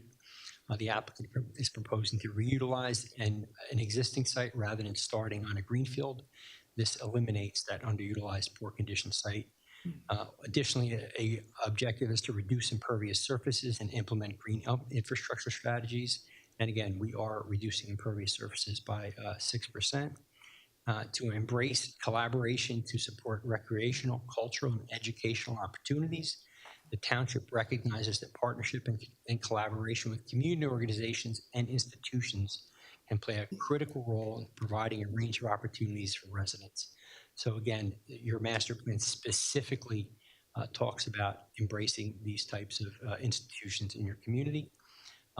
Plan comprehensively for improved community-oriented facilities to serve all Edison residents and to support Edison arts and cultural organizations and institutions. So again, your township recognizes the significant role that arts and cultural institutions have in the quality of life of residents and creating a sense of community. So again, I think we are advancing these purposes, these goals and objectives of your master plan, and in no way impairing them. In terms of our bulk variances, these will be C1 variances for the existing conditions we can't comply with. It would be unreasonable to try and to demolish the building in its entirety and try and relocate it. We can't make the lot any wider. We can't make the lot any bigger. So they are C1 variances where a specific property condition limits us in our development. The balance of our variances are C2 variances, where the benefits will outweigh the detriment. And again, it's the benefits under Poland v. South Plainfield. It's the benefits of the entire project as opposed to substantially outweighing any of the detriments. The same positive criteria continue, A, G, and I. I'm not going to read them again. And again, as it is an inherently beneficial use and improves an existing lot condition. In terms of our negative criteria that relates to our variances, they will not present a substantial detriment. Again, our impervious surface is being reduced. The parking space dimensions are traditional industry size. The aisle location enhances site circulation from one way in, one way out throughout the site, while keeping the driveway locations more or less in the same spot and significantly reducing the overall driveways on the site. I believe for much of almost the entire Vineyard Road frontage and the entire Johnstone frontage, you can literally pull on and off the site throughout. And we're taking that down to one driveway in, that will be right turn only on Vineyard, and a full movement driveway on Johnstone, more than 100 feet from that intersection, so we won't impede any of that operation. Our light fixtures are supposed to be downward facing. Our parking lot landscaping is dramatically improving a virtually site devoid of landscaping. And our signage are appropriate for a building that's 11,000 square feet. I think that they'll be tastefully done with the pin-mounted, internally illuminated letters. Again, it will be a very classic look and a very high-quality architecture. And again, in terms of our negative criteria, in terms of the master plan, those goals would continually be advanced. So for those reasons, I believe the board has the ability to grant the relief requested. I'm available for questions. Does the board have any questions for Mr. Tykina? Seeing none, you left him speechless. You left him speechless. Thank you. Okay, all right. Mr. Arch. Thank you. During the break, I did have an opportunity to speak with my client. Given that there's only 5 members on the board currently and the D-variance would require unanimous consent of all members of the board, we would ask if we could carry this twofold so that we can provide a transcript for additional members to be present to review and to possibly be present for a vote at a future date. But also we would like to give Mr. Ray the opportunity to conduct some further site reconnaissance to be able to answer Mr. Chabra's questions in a little bit more detail. Okay. So we would ask to adjourn at this point. So given that, I think you'd agree with me that we will not go out to the public at this point, because then we'll have to go out to the public twice. I'm always fine with that, with limiting that. Okay, all right, we get paid the same amount either way, so, okay. All right, Rachel? How much time do you think you'll need? You want to go to the second meeting? Can I do the counts at Richie's during the NFL playoffs? They're coming up. January is fine. Second meeting in January? Second meeting? Yeah, what's the date of that? January 28th, 2025. January 28th.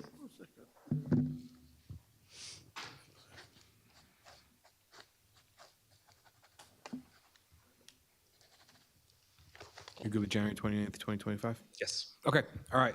So for anyone here present or anyone listening at home, this case will be carried until January 28th, 2025. The meeting will begin at 7 p.m. here in council chambers.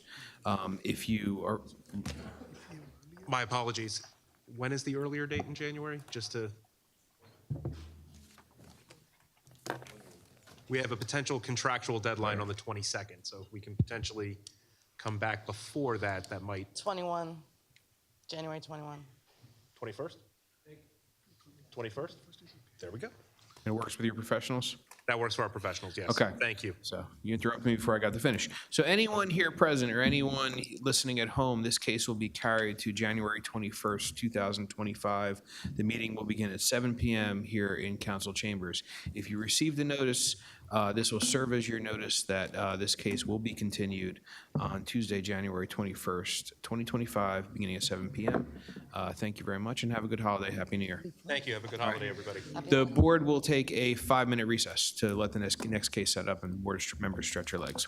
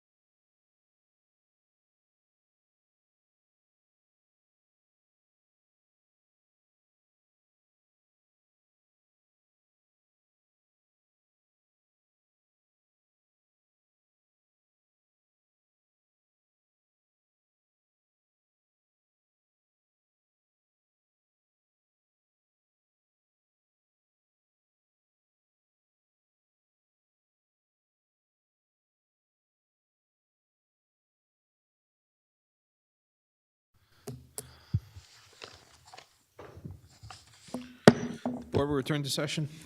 Madam Secretary, next case on the agenda, please. Case number Z17, 2022, Bola Oil Corporation at 386 Route 1. Applicant is seeking preliminary and final site plan approval and seeking bulk and use variances for a retail store with drive-through and fuel sales. Standards have not been met in accordance with the master plan. Existing fuel service station is not a permitted use in the RB zone. Max impervious coverage required is 40%, proposed is 65%. Side yard setback required is 6 feet, proposed is 0 feet in the RB zone.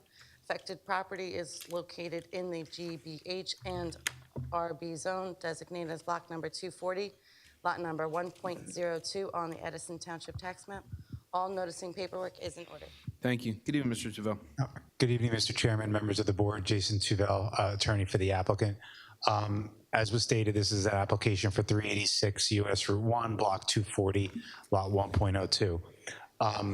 What I would say is the major reason we're at the Zoning Board of Adjustment in connection with this application is that this property is split zoned.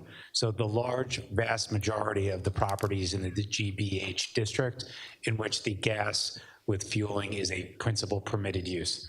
However, the rear portion of the site, however the map seemed to lay out, is within the residential district. So that's the vast majority of why we're before the Board of Adjustment. The existing conditions on the site, it's a gas station with a mechanic shop already. There's no stormwater management located on the property. There's very limited landscaping. I would say outdated lighting, and the pavement in the site just pretty much needs to be updated and needs a facelift.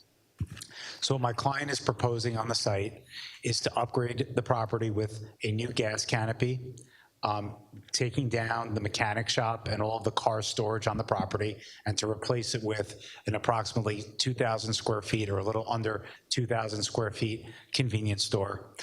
What I wanted to also make the board aware is that when we initially filed the application, and after going through various TRC meetings with the board's professionals, we did eliminate the drive-through.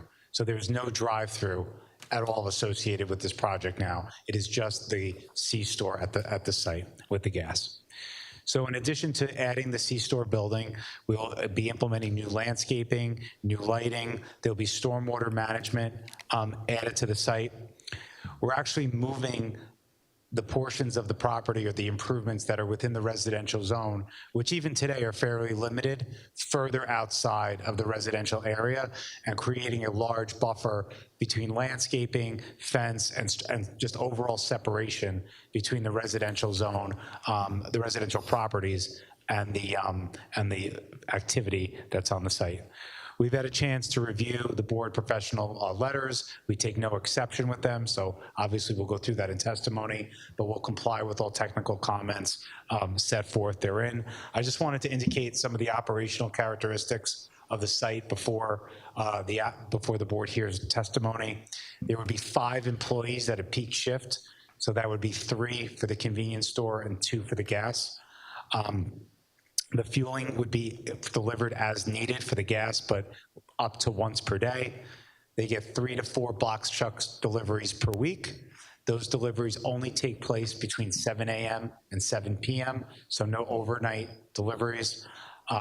Garbage pickup is approximately twice per week, and again, would occur during those limited hours, that not occurring in the overnight period.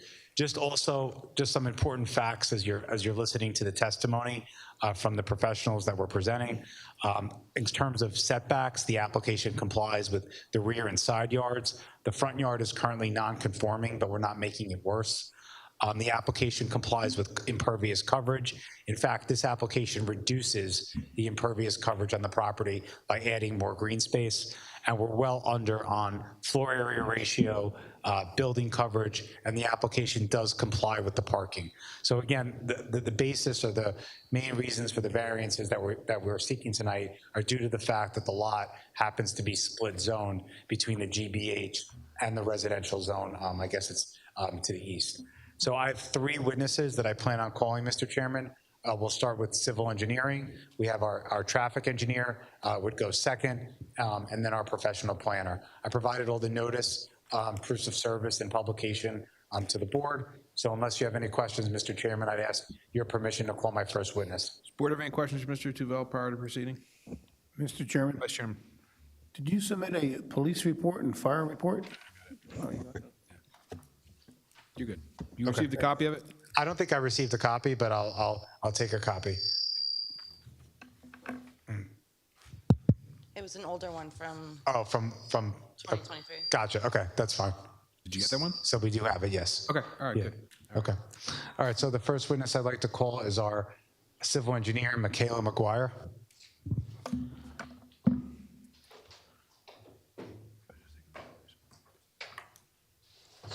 Swear her in. Would you raise your right hand? Do you solemnly swear or affirm to tell the whole truth, nothing but the truth, so help you God? Yeah.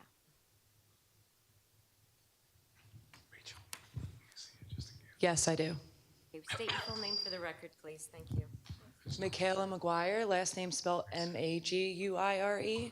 I'm a project manager at Stonefield Engineering and Design, located at 92 Park Ave in Rutherford, New Jersey. And if you could just please give the board a brief summary of your qualifications and background? Yes. So I'm a licensed engineer in the state of New Jersey. My license is in good standing. I received my Bachelor of Science in Civil Engineering from the University of Delaware. I have over 7 years' experience in site civil engineering, specifically in New Jersey, and I've been accepted as an expert across multiple boards across the state. Okay, we'll accept you. Thank you. Thank you. All right, great.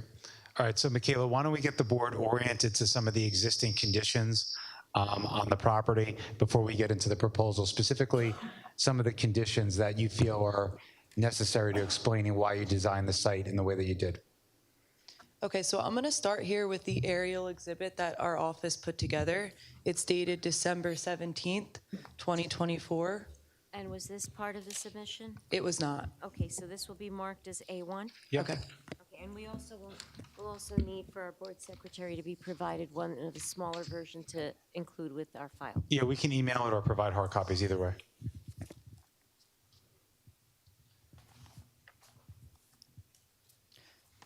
So the site itself is located at 386 US Route 1 North. It's located at the corner of Route 1 and Russell Avenue.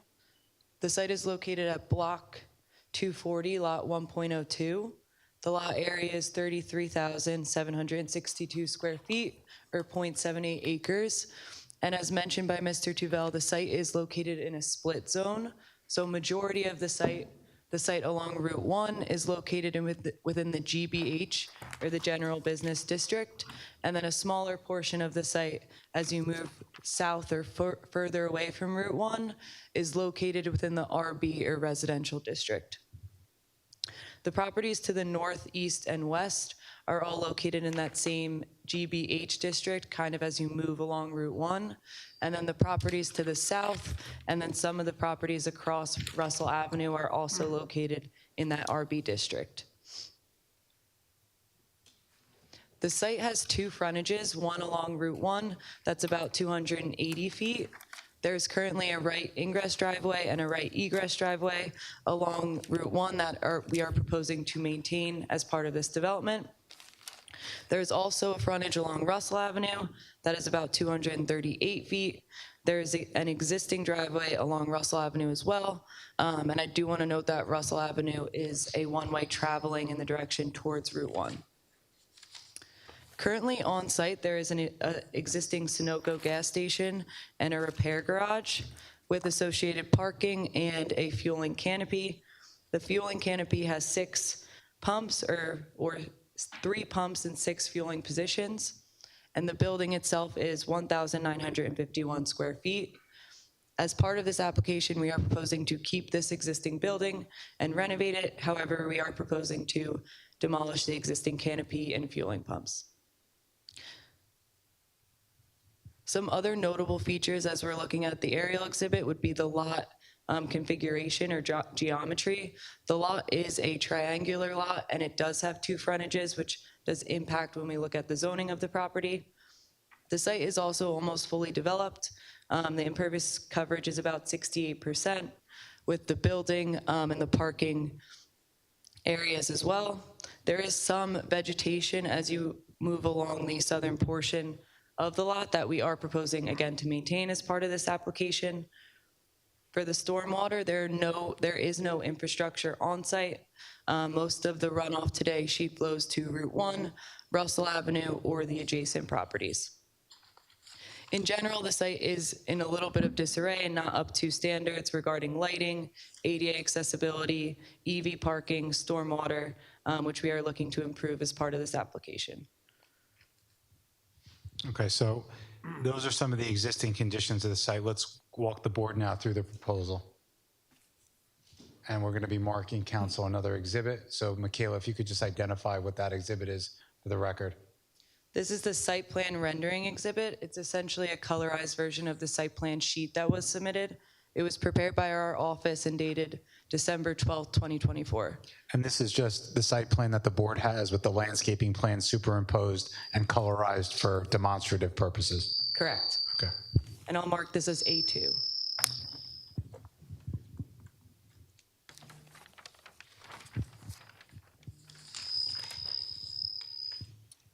Under proposed conditions, we are proposing a fuel-only service station with convenience store.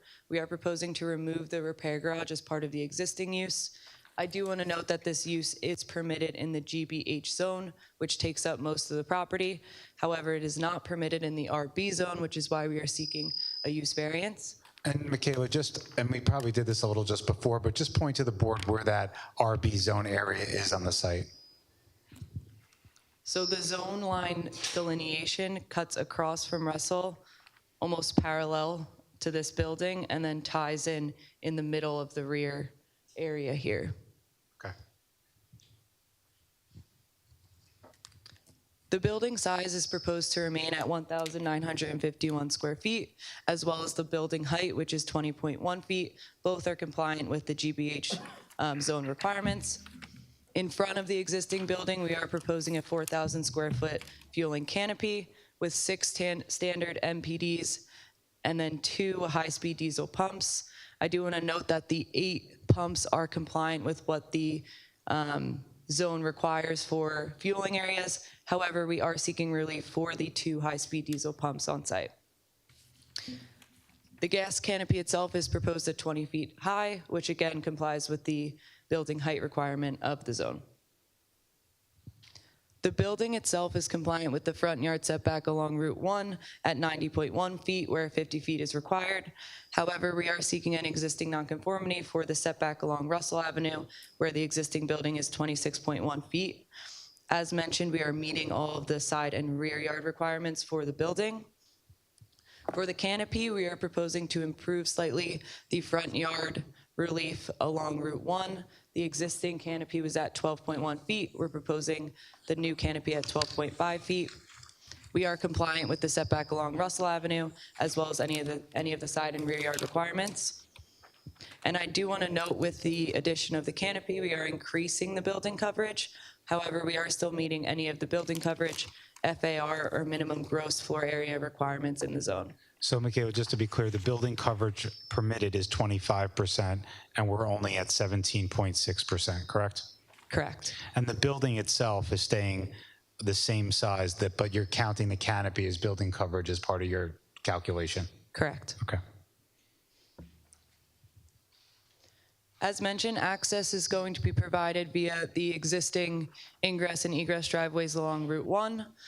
We did submit and receive a letter of no interest from the DOT to keep these driveways as is.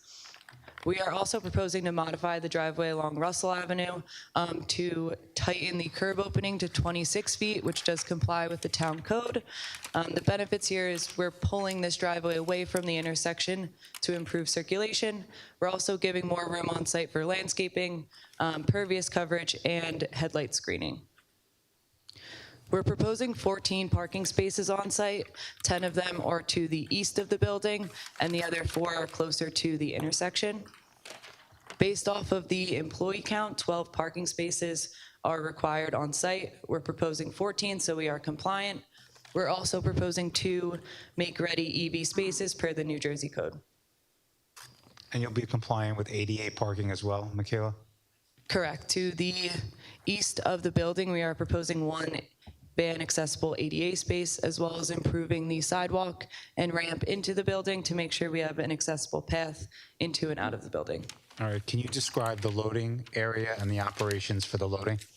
Yes, to the west of the building, we are proposing a 12-foot by 30-foot loading area. I do want to note that the existing site does not have a designated loading zone, so we are improving the circulation by having an area this truck or van could pull into. Delivery-wise, we do anticipate box trucks or vans once a day, and that would happen on off-peak hours. For the fueling deliveries, I know that was mentioned as well, but we do anticipate that up to once a day and as well as on off-peak hours. All right, Michaela, can you just describe where the trash enclosure is located on the site?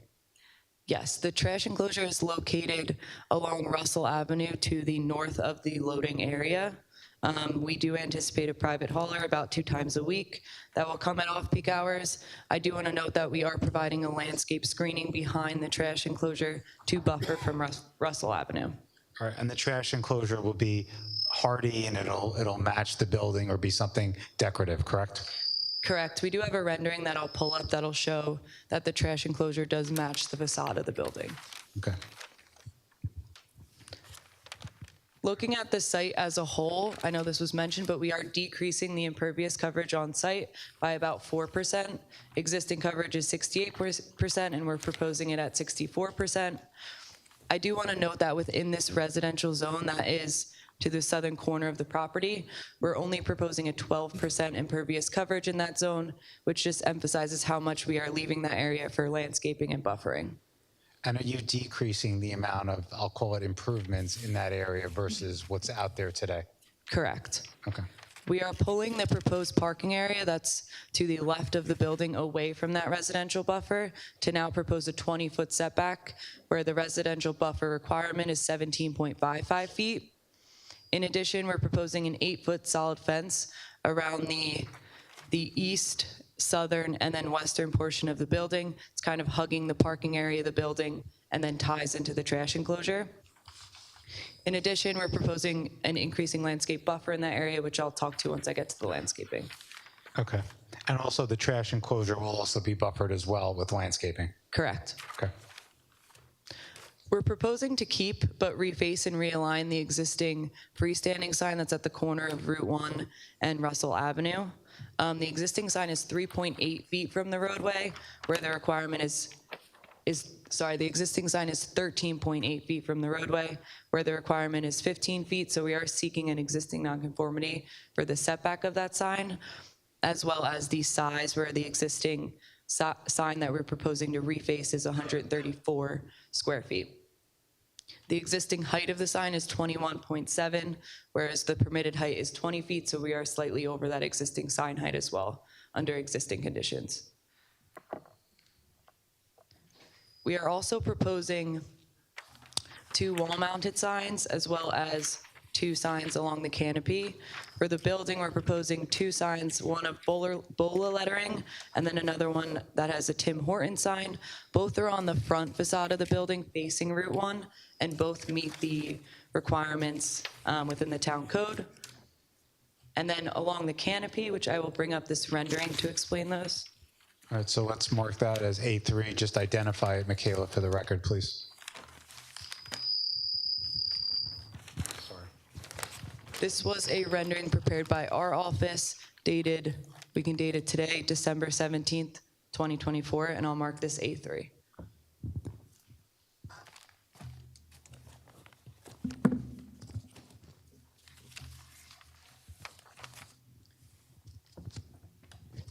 So as mentioned, we're also proposing 2 canopy signs, one along the frontage of Route 1 and another one on the side of the canopy. Again, both signs comply with the area requirement as well as the location requirements. All right, so just to be clear on signage, the building signs and the canopy signs all comply, correct? Correct. The freestanding sign that we're reutilizing has some pre-existing nonconformities that we're not making any worse. Correct. Okay. Regarding the facade itself, we are maintaining the pitched roof in the building to keep more of a residential character of the building.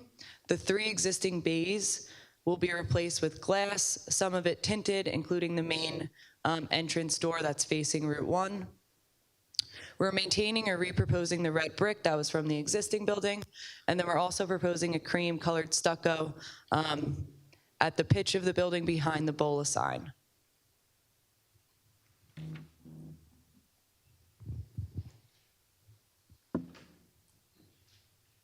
I'm going to pull up the architectural plans that were included in the submission, so this does not need to be marked. That's I don't okay. believe. Just reference the sheet that you're speaking to, Michaela.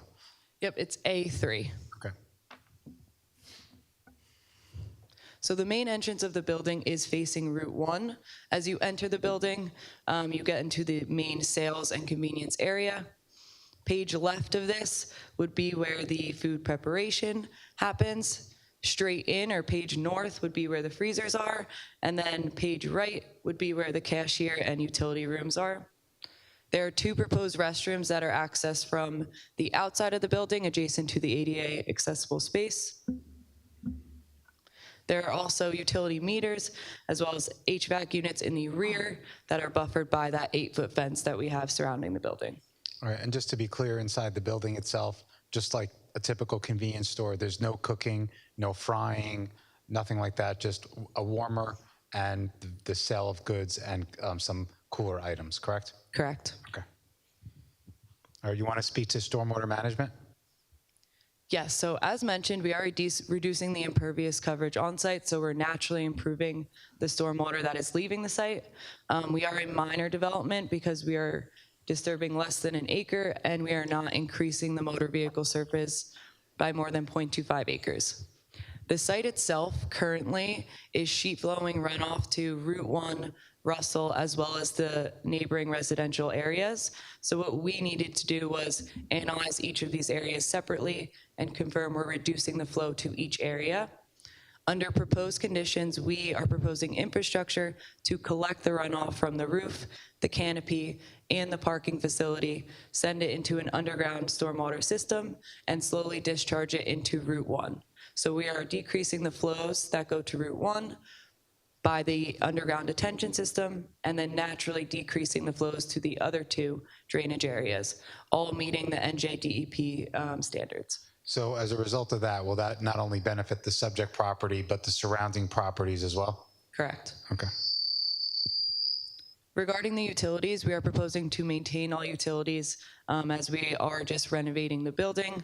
We do agree to confirm all of the existing utilities are in good condition or CCTV as needed before reutilization.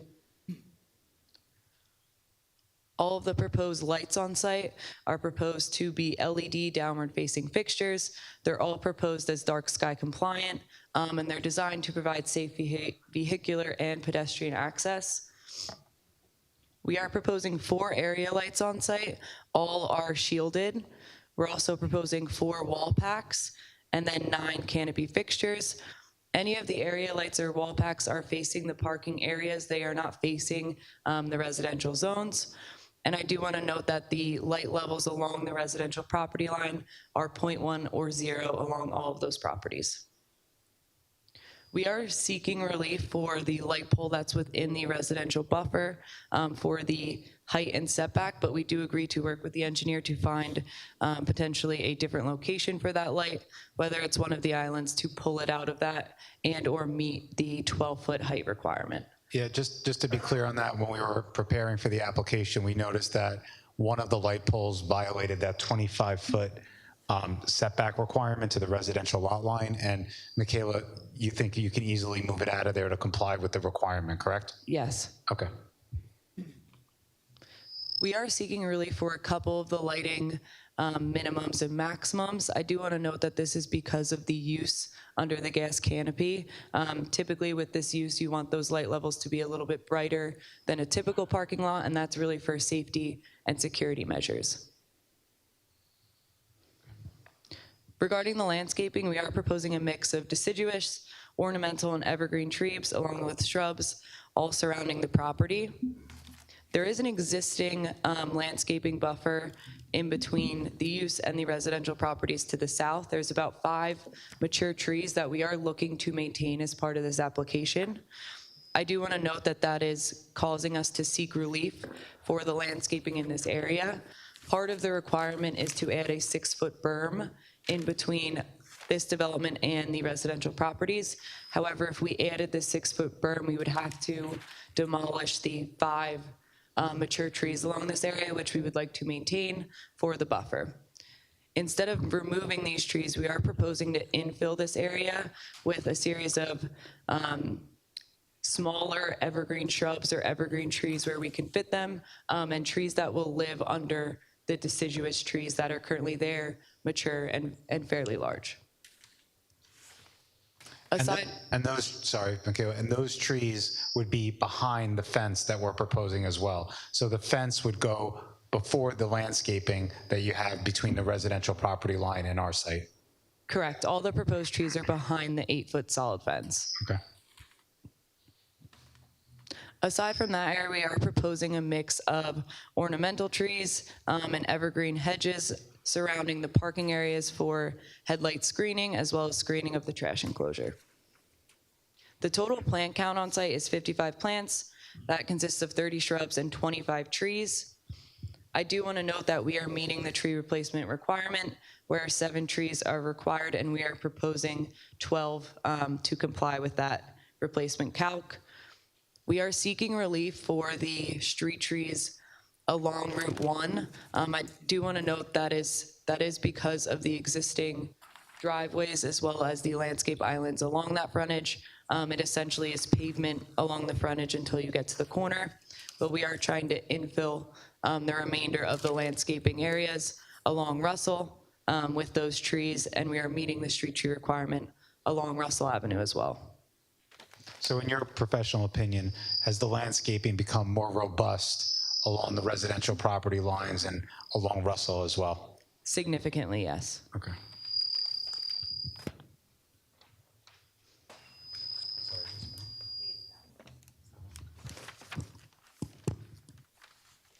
I do want to note we are seeking relief also for the parking lot tree requirement. 16 trees are required. We are proposing with existing and propose a total of 7. But again, we are meeting the tree replacement requirement, and we are meeting the impervious coverage on site. We are just trying to maintain those existing trees in the rear for the landscaping. And in your opinion, for this site, is placing the trees around the perimeter a better alternative from a site design standpoint? Yes. With that being said, I do want to note we did review the DNR review letter dated October 17th, 2024. We have no issue complying with any of the civil engineering comments within there. Mr. Carley.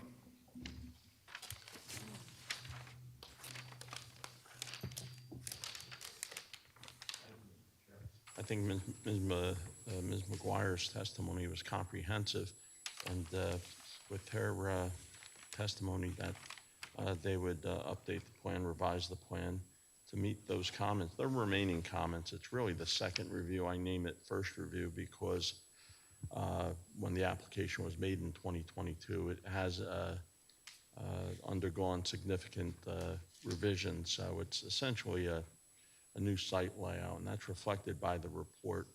But as I think Ms. McGuire's given the board a pretty good idea of what's being proposed, actually a very good idea. The applicant has work to do with DOT, but they know that, and other agencies. And, you know, with our local, you have an old fire marshal report. We'd look for you to update that for the current layout. That's fine, we can do that. It should be less complicated than the previous one because site circulation is certainly less complicated in 2024 than it was proposed in 2022 with the subtraction of the drive-through around the back. And, I really don't have anything of moment to offer to the board, Mr. Chair. Okay, thank you, Mr. Carley. Mr. Chairman, that's all I have for Ms. McGuire. We're happy to answer any questions. Ms. McGuire, would you like to go through the Bignell Planning Report, please? We also had the chance to review that report dated December 16th, 2024, and we have no issues or comments we cannot comply with. Mr. Bignell.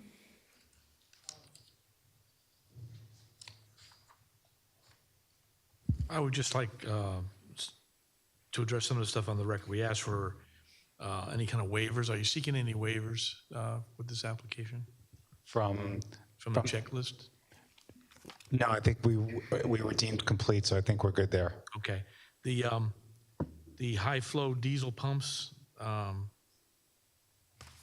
we call that as a variance. Are you having high-flow diesel pumps on Yeah, site? 2 of the pumps would be high flow, and we'll have our traffic engineers speak to that, yes. Okay. How about any kind of like generators? things Yeah, like that for I'm safety? sorry, Mr. Bignall, we should have addressed that. That's acceptable. We can add a generator to work with your office, and if you feel one should be placed there, that's fine. What type of security measures do you have with the facility? Because you're open 24 hours a day, right? Yeah, so the applicant has obviously employees on site, as well as a security camera system, alarm system, and as most convenience stores do, and we can go through them if you'd like, the front door always has the camera there. There's a certain amount of cash that's on site. After they get to that certain amount of cash, they deposit it. There's an alarm that goes to the police department. The applicant is more than happy to work with the police department on security as well. That's no issue. And you'll supply a compliant tree plan, right? Yeah, Michaela, we can do that. I know you said that it's compliant, but I have some issues with some of the parking lot stuff and everything. So we can get to look at that site plan again. That'd be fine. Yeah, if the board were to approve it, we would be happy to work out the landscaping details with you as a condition. That's fine. And how about the irrigation system? Irrigate the landscaped areas so they're protected and they grow. I'm assuming you're going to require that, so then the answer would be yes. Okay, we're in good shape then. No outside storage of material. Sometimes you start stacking like firewood and windshield wiper fluids. Yeah, if that's not permitted by ordinance, we won't do it. So no outside storage. That'll be a condition of approval. Is that good? Is that not permitted by ordinance? I'm just curious. We don't want it to happen. So if you're seeking an approval, we're All saying. right, I'll confirm with the client. I don't think it's an issue, but that's something I would confirm with the client. And does it require any kind of lot consolidation with the property? We'd ask you to do that as well. Yeah, it does not. I think it's one lot, correct, Michaela? Correct, it is already consolidated. Yeah, it's just one lot right now, so we're fine there. Thank you, Mr. Chairman. Thank you, Mr. Buno. Does the board have any questions for Ms. McBar? Mr. Chairman. Ms. Dave? The current use is, you have 3 gasoline tank there. Current use is gasoline and diesel or just gasoline? Right now, there's just regular gasoline. There's low flow diesel, I believe, but there's no high speed diesel. Correct. So you have 3 tanks now. Currently, you have 3 tanks. I believe it's 30,000 gallon tanks. I don't know what the tank size, Michaela, do you know what the tank sizes are now?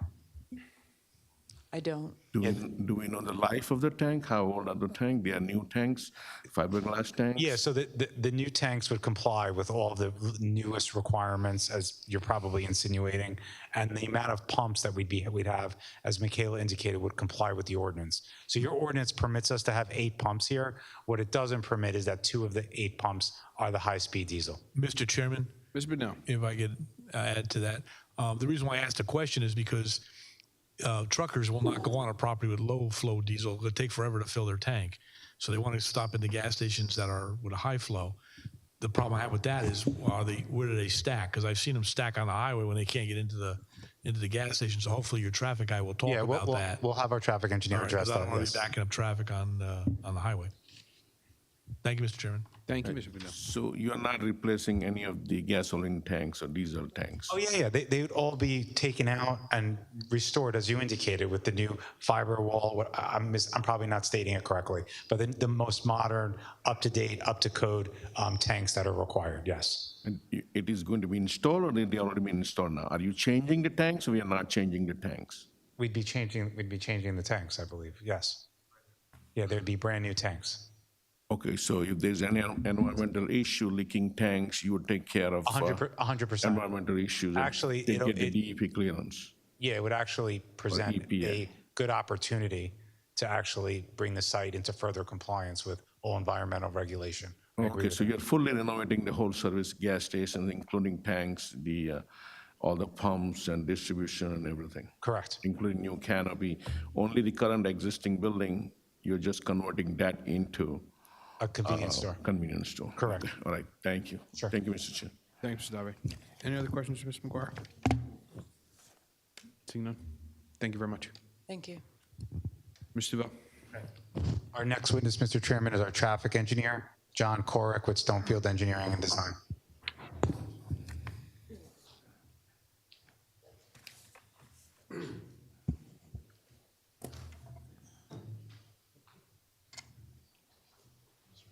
Solemnly swear or affirm to tell the whole truth, nothing but the truth, so help you God. I do. It's John Korak, last name spelled C-O-R-A-K. Do you want me to go through his qualifications? No, I'll do that. Okay. Thank you. Mr. Crock, will you please provide the board with a brief summary of your background and qualifications? Of course, licensed professional engineer in the state of New Jersey. My license is current and in good standing. I have a Bachelor of Science in Civil Engineering from the College of New Jersey. I'm an expert in the field of traffic and transportation engineering, prepared over 200 traffic studies for land development applications. I've appeared before this board and over 100 other boards within the state as a traffic expert. License are current and in good standing? Yes. Great, we'll accept you. You may proceed. Great, thank you. All right. So John, you prepared a report in connection with this application? Correct. All right. If you could address trip generation, parking, on-site circulation, and obviously the impact or not or lack thereof of the high-speed diesel pumps that we're proposing. Of course. So, with any traffic study application, that we're conducting or reviewing, of course, begins with a review of the on-site characteristics and features, review the surrounding roadway network. Here, where we are converting a part of the site or changing a part of the site with the fueling aspect being completely realigned and renovated, but keeping that existing building where it is that provides that natural buffer to the residences in the rear. I think that those existing features are important as it relates as well to the traffic components of the site.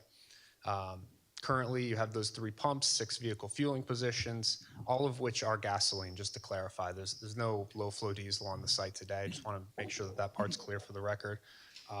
There were the 3 service bays previously in operation, and the driveway access with that one right-in driveway on Route 1, a one right-out driveway on Route 1, and then a wide curb cut on Russell Avenue.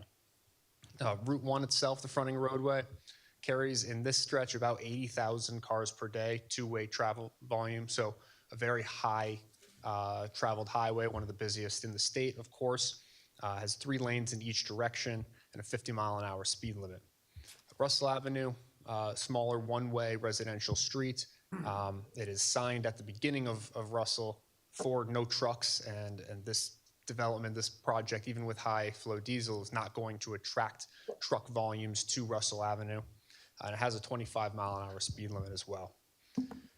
So as part of the project, removing that existing service station, putting in a more modern canopy with a little bit more modern design where we're able to stack more vehicles in line, create better queuing conditions for, as compared to the existing condition, with 6 fueling pumps for 12 vehicle fueling positions related to gasoline. And then there are the 2 high-flow diesel pumps, which can serve your larger trucks as well as your sport diesel type vehicles on and off the site. We've reviewed the existing traffic traveling to and from the subject property. We've actually done counts at the driveways during the peak periods, and those volumes that we've counted line up nearly identically with what would be projected by the Institute of Transportation Engineers trip generation manual. So that's the main data source that traffic engineers utilize, that DOT utilizes, and having a working facility, an operating facility that is doing business, we can compare essentially the actual traffic coming in and out of the site versus what the ITE would project, and those numbers are nearly spot on. In the future condition, because we are a gas station largely capturing from Route 1, adding that convenience store element is not something that's going to exacerbate or increase traffic on Route 1 or on Russell Avenue by any significant measure. It is just going to continue to pull traffic volumes, mostly from Route 1, mostly from those 80,000 cars per day, or really the 40,000 that are going past our site on Route 1 North, in and out of the site, and they continue on their way without any real impact to the total volume that we experience on that highway through the peak hours and throughout the day itself. Because of that limited traffic increase, would not forecast any sort of adverse level of service impact related from this development as it relates to increased traffic. Now, as it relates to adding the diesel service, we're in the same boat here. So we are adding high-flow diesel to the site, and this is less so of an attraction for truck drivers to entice them or to encourage them to come onto the site. But what it is these types of fueling stations on small parcels, they do occasionally have truck traffic go onto the site. And so as opposed to a trucker coming onto the site, say, I need my diesel anyway, I'm going to use the low flow pumps and spend 15, 30 minutes on the site getting diesel service, we're able to fuel them efficiently, fuel them quickly, and have them on their way about the same time frame that a passenger vehicle would fuel their car. So it's more so a convenient way to get trucks on and off the site without large delays, without queuing backups, onto the state highway or further back into the site.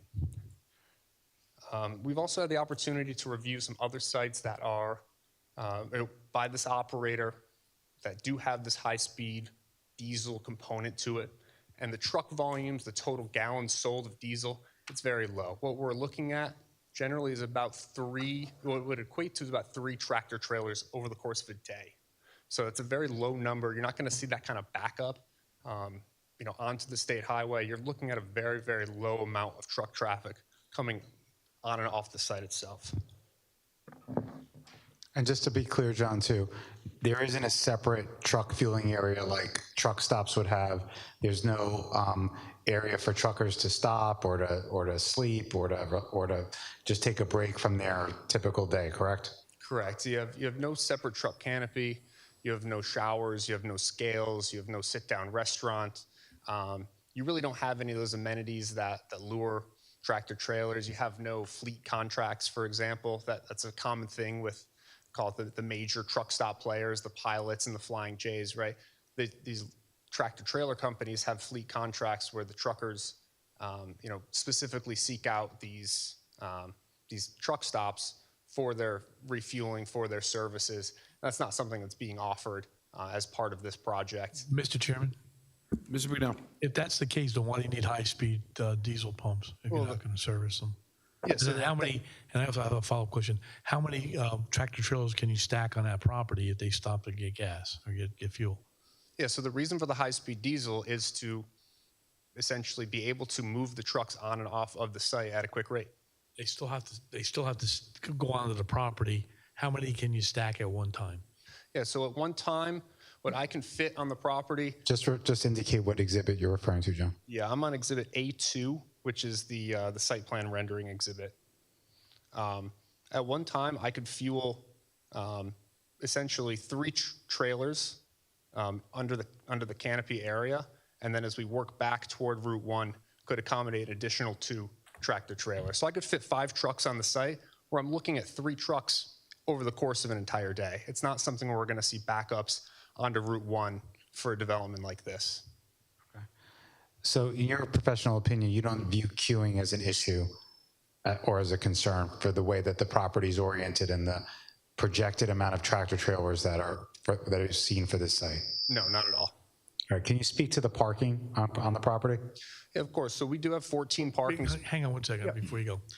Not to lose my thought. Okay. How many pumps do you have? You have only 2 diesel pumps, so you really can't stack 3 in 3 aisles if that's the case.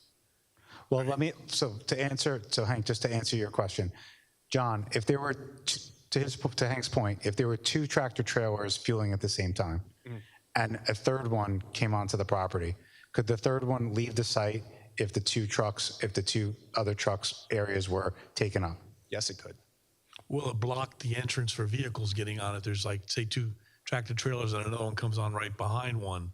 Is there enough room for cars and still maneuver the property? That's because I've seen this on Route 1 on numerous occasions where everybody says that it doesn't happen. It does happen.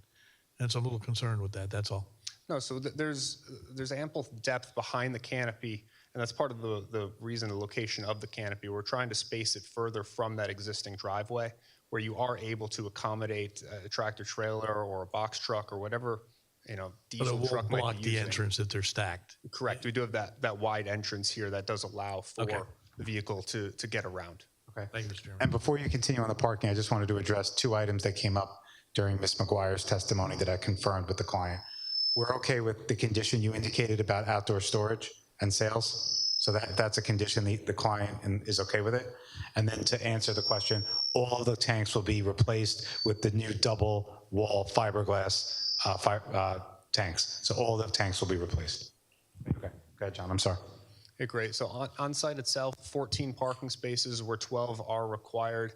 And this is a small convenience store outfit where you don't have that high demand of parking like you see at a Wawa or quick check application. This is one, it's compliant parking supply, but two, the rapid turnover for those parked vehicles. Very comfortable with the parking supply that's provided on the site itself. Additionally, beyond that, just want to touch on NJDOT permitting. We had previously requested and received a letter of no interest from the NJDOT. That was for the configuration with the drive-through. And so the removal of that drive-through certainly is not going to have any increased traffic impact. It would likely actually improve what was being proposed back in 2022. Should the board require us to seek a new letter of no interest with the exact approved plan, if you will, we'd be happy to do so, and see no reason why NJDOT would deny that letter of no interest. And with that, I think that largely concludes the direct testimony. Jason, unless you have any further questions. No, that's all I have. Does the board have any questions? Mr. Chairman? Vice Chairman? So your testimony is you're going to 3 trucks per day? Correct, based on what we've experienced at other sites operated by this applicant on major state highways. The truck high-speed diesel is not something that attracts a wealth of tractor trailer trips to and from the site. So what it amounts to, based on the gallonage sold, it amounts to 3 tractor trailers. That could be 10 to 12 box trucks instead. It could be a greater number of sport diesel cars, but just based on the gallonage, that would be sort of your expected peak of tractor trailers over the course of one day. Yeah, based on, we knew that this was a variance that the board, obviously would have to consider. Our client has several locations that have this high-speed diesel. And John, the areas that we looked at, the location that we looked at was on a similar highway with similar volumes, correct? Yeah, so the locations that we've reviewed, they're on Route 17 up near Mawa and Ramsey area. Route 17 in that area carries about 100,000 vehicles per day. It's a similarly intense roadway, a little bit more volume, but sense in terms of truck traffic as well. It's a main connector of Bergen County up to the New York State Thruway. It's very much as similar of a corridor or similar of a location as you could get to Route 1 in this part of the state. Can I ask you a question, Mr. Chairman? Wait. You said 3 trucks, and then you mentioned 12 trucks. I'm not Okay, clear on that. so the numbers that we are able to make this determination on, it's based on gallons of diesel fuel sold. And so a tractor trailer, a full-length 53-foot tractor trailer has a larger fuel tank. Normally, it's 2 tanks ranging between 120 to 150 gallons a tank. On a box truck, that might just be a single 60-gallon tank. So when we're looking at the number of trucks that are coming to and from the site, that larger tractor trailer size, up to 3 per day, or if we think that they're all box trucks, for example, about 10 to 12 per day. So it's essentially a gallonage calculation that we're looking back into. Okay, what number of trucks meet that gallonage? Thank you. Mr. Dave? Yeah, I had the same question. It's only 2 or 3 trucks. Why you have one full 30,000 gallon tank dedicated just for the diesel, 2 pumps, a lot of real estate just for the 3 trucks a day? Right. So again, it make that's based on the variety of diesel vehicles that are on the market, whether it's the tractor trailers, box trucks, sport diesel vehicles, your landscape trucks, larger pickups, and the like. It's a business decision. I can't. All right, Mr. Chairman, that's it. Mr. Chhabra? Yes, I have a question. So currently on the existing property, how many gasoline pumps are there? So there are 3 pumps that create 6 positions. 6 positions, and out of which 2 are diesel. There's no diesel on the site There's today. no diesel. And now you're going to have how many total pumps? So there will be 8 total pumps. So 16 bays. Not quite, because essentially just location and the stacking of the pumps. Okay. You could not have all 8 occupied at once. Okay. So You could likely have up to 12 vehicles, 12 cars on the site at one time. So out of the 8 pumps, you have some pumps that are double-sided, et cetera. How many total can you fill up all at once, including all vehicles, not trucks, cars, just total? So total under the canopy at once, I could be simultaneously fueling 12 vehicles. 12 vehicles, and out of which 2 are high-flow diesel. I mean, aren't we like introducing a conflict now with the diesel? I feel like, and we're inviting the diesel. So I feel like if the current property doesn't have the diesel, to my point, in my opinion, I feel like we're introducing that conflict. Well, the diesel could be implemented regardless of, that specific use requirement. It's the low flow versus high flow distinction. Exactly. Right. And how tall is the canopy? The canopy, it's a minimum 15 feet, 6 I inches. think we provided testimony on that. Michaela, do you just want to confirm the height of the canopy? Yeah, sure. Yeah, sure. It's 20 feet tall. Okay. Okay, yeah, because one of my main concerns, it's not just tractor trailers, it's going to be car haulers, it's going to be a variety of different trucks, even pickup trucks that are diesel, that are towing in the back and such. Yeah, makes sense. I just want to point out that your minimum clearance at a traffic light, for example, is 15 feet, 6 inches to the bottom of that traffic light. No, I'm not talking about the clearance, I'm not talking about the elevation, I'm talking about the use of the high flow pumps, the diesels. Thank you. I'm relating the clearance under the canopy to what you would drive on any given roadway. Okay, yeah. Mr. Chairman? Mr. Bonell? Wouldn't the amount of trucks entering the property buying diesel be a byproduct of the price of the diesel? Like the lower the price, you'd probably get more demand. So, Mr. Bignell, this is you're kind of laying the appetizer into my questioning, because several years ago when gas prices were high, this gas station had very, very good prices, and I remember there was a backup on Route 1 for people coming into the place because their price was so good at the time, and that was just regular gasoline for vehicles. It's just that fact is just kind of laying in my head that if you're going to have 2 trucks filling up high flow and then another truck queuing, how's traffic flow going to be through there? And I really need to see it. Yeah, understood. I think that one of the components here with the convenience store aspect is that there is a draw for the operator to make sure that that convenience store is open, accessible, easy to get to, because quite frankly, a lot of times that the profit driven from these types of developments, more so in the convenience store side than it is in the fueling side. And so having backups under Route 1 encumbers that ability to actually get to the site, circulate, and make convenience store purchases. When you say, Mr. Chairman, that you want to see it, do you mean by way of a queuing exhibit? Or? Yes, I'd like to see a circulation exhibit. Okay, so yes. John, the exhibits we showed just were that those size vehicles can navigate the site. We didn't provide like a queue exhibit of trucks, correct? Yeah. Right now, what I have basically shows that the trucks can circulate the site into each of the different fueling areas. So what you're asking, Mr. Chairman, is something that shows two tractor trailers back to back and how that would impact the point of access. Correct. And then if they're if a regular passenger vehicle wants to enter the site so as to fuel up or go get a cup of coffee, they can do so safely. Right, that's to Mr. Bignell's question, which was, would there still be room for them to go? Correct. That's what you want to see. Okay, Correct. all right, that's fine. Correct. And Mr. Carly? Mr. Chair, while Mr. Duval and the team are working on that, they should be cognizant of the truck turn exhibit that they have provided, T1. And that shows a WB50 or so coming onto the site and leaving the site.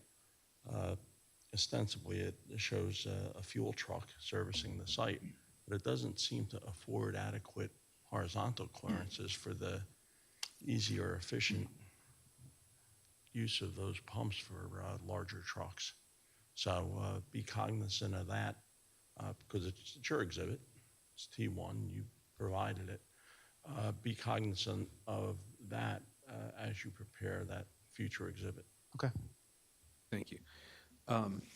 And then the next question I had, so the police report, and Mr. Korak, I'm not sure if it's for you or for you, Mr. Duval, but the police report from October 26, 2023, correct me if I'm wrong, but at that point you were proposing the drive-through and Yes. your layout was a little different. So if you could request an update on that, and then if you do not, if you can, request an updated fire review. Sure, I could work with Rachel and Mr. Bignell to get that. That's That'd fine. be great. That'd be great. Thank you. Okay. Does the board have any other questions, Mr. Korak? Okay. All right. Thank you very much. Mr. Chairman, can I ask a question of the board? Since we do have to do some homework on the traffic items, and I'd like the planning testimony to go after all the rest of the case is in, would it be okay if we adjourn now? I'm not going to get much resistance on that. Mr. Chhabra has to drive to Buffalo tonight, so we're not going to argue with you on this one. Okay, so could we pick a date? Would that be okay? Sure, absolutely. Madam Secretary. How much time would you guys estimate that you need? Let's start there. And also, let me check, can we take 2 minutes so I could check everybody's Sure. availability? Sure.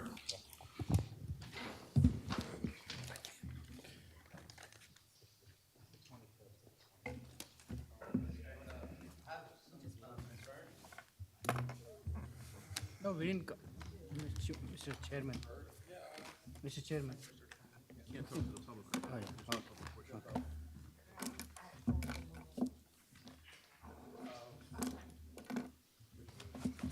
What do you think? I gave it.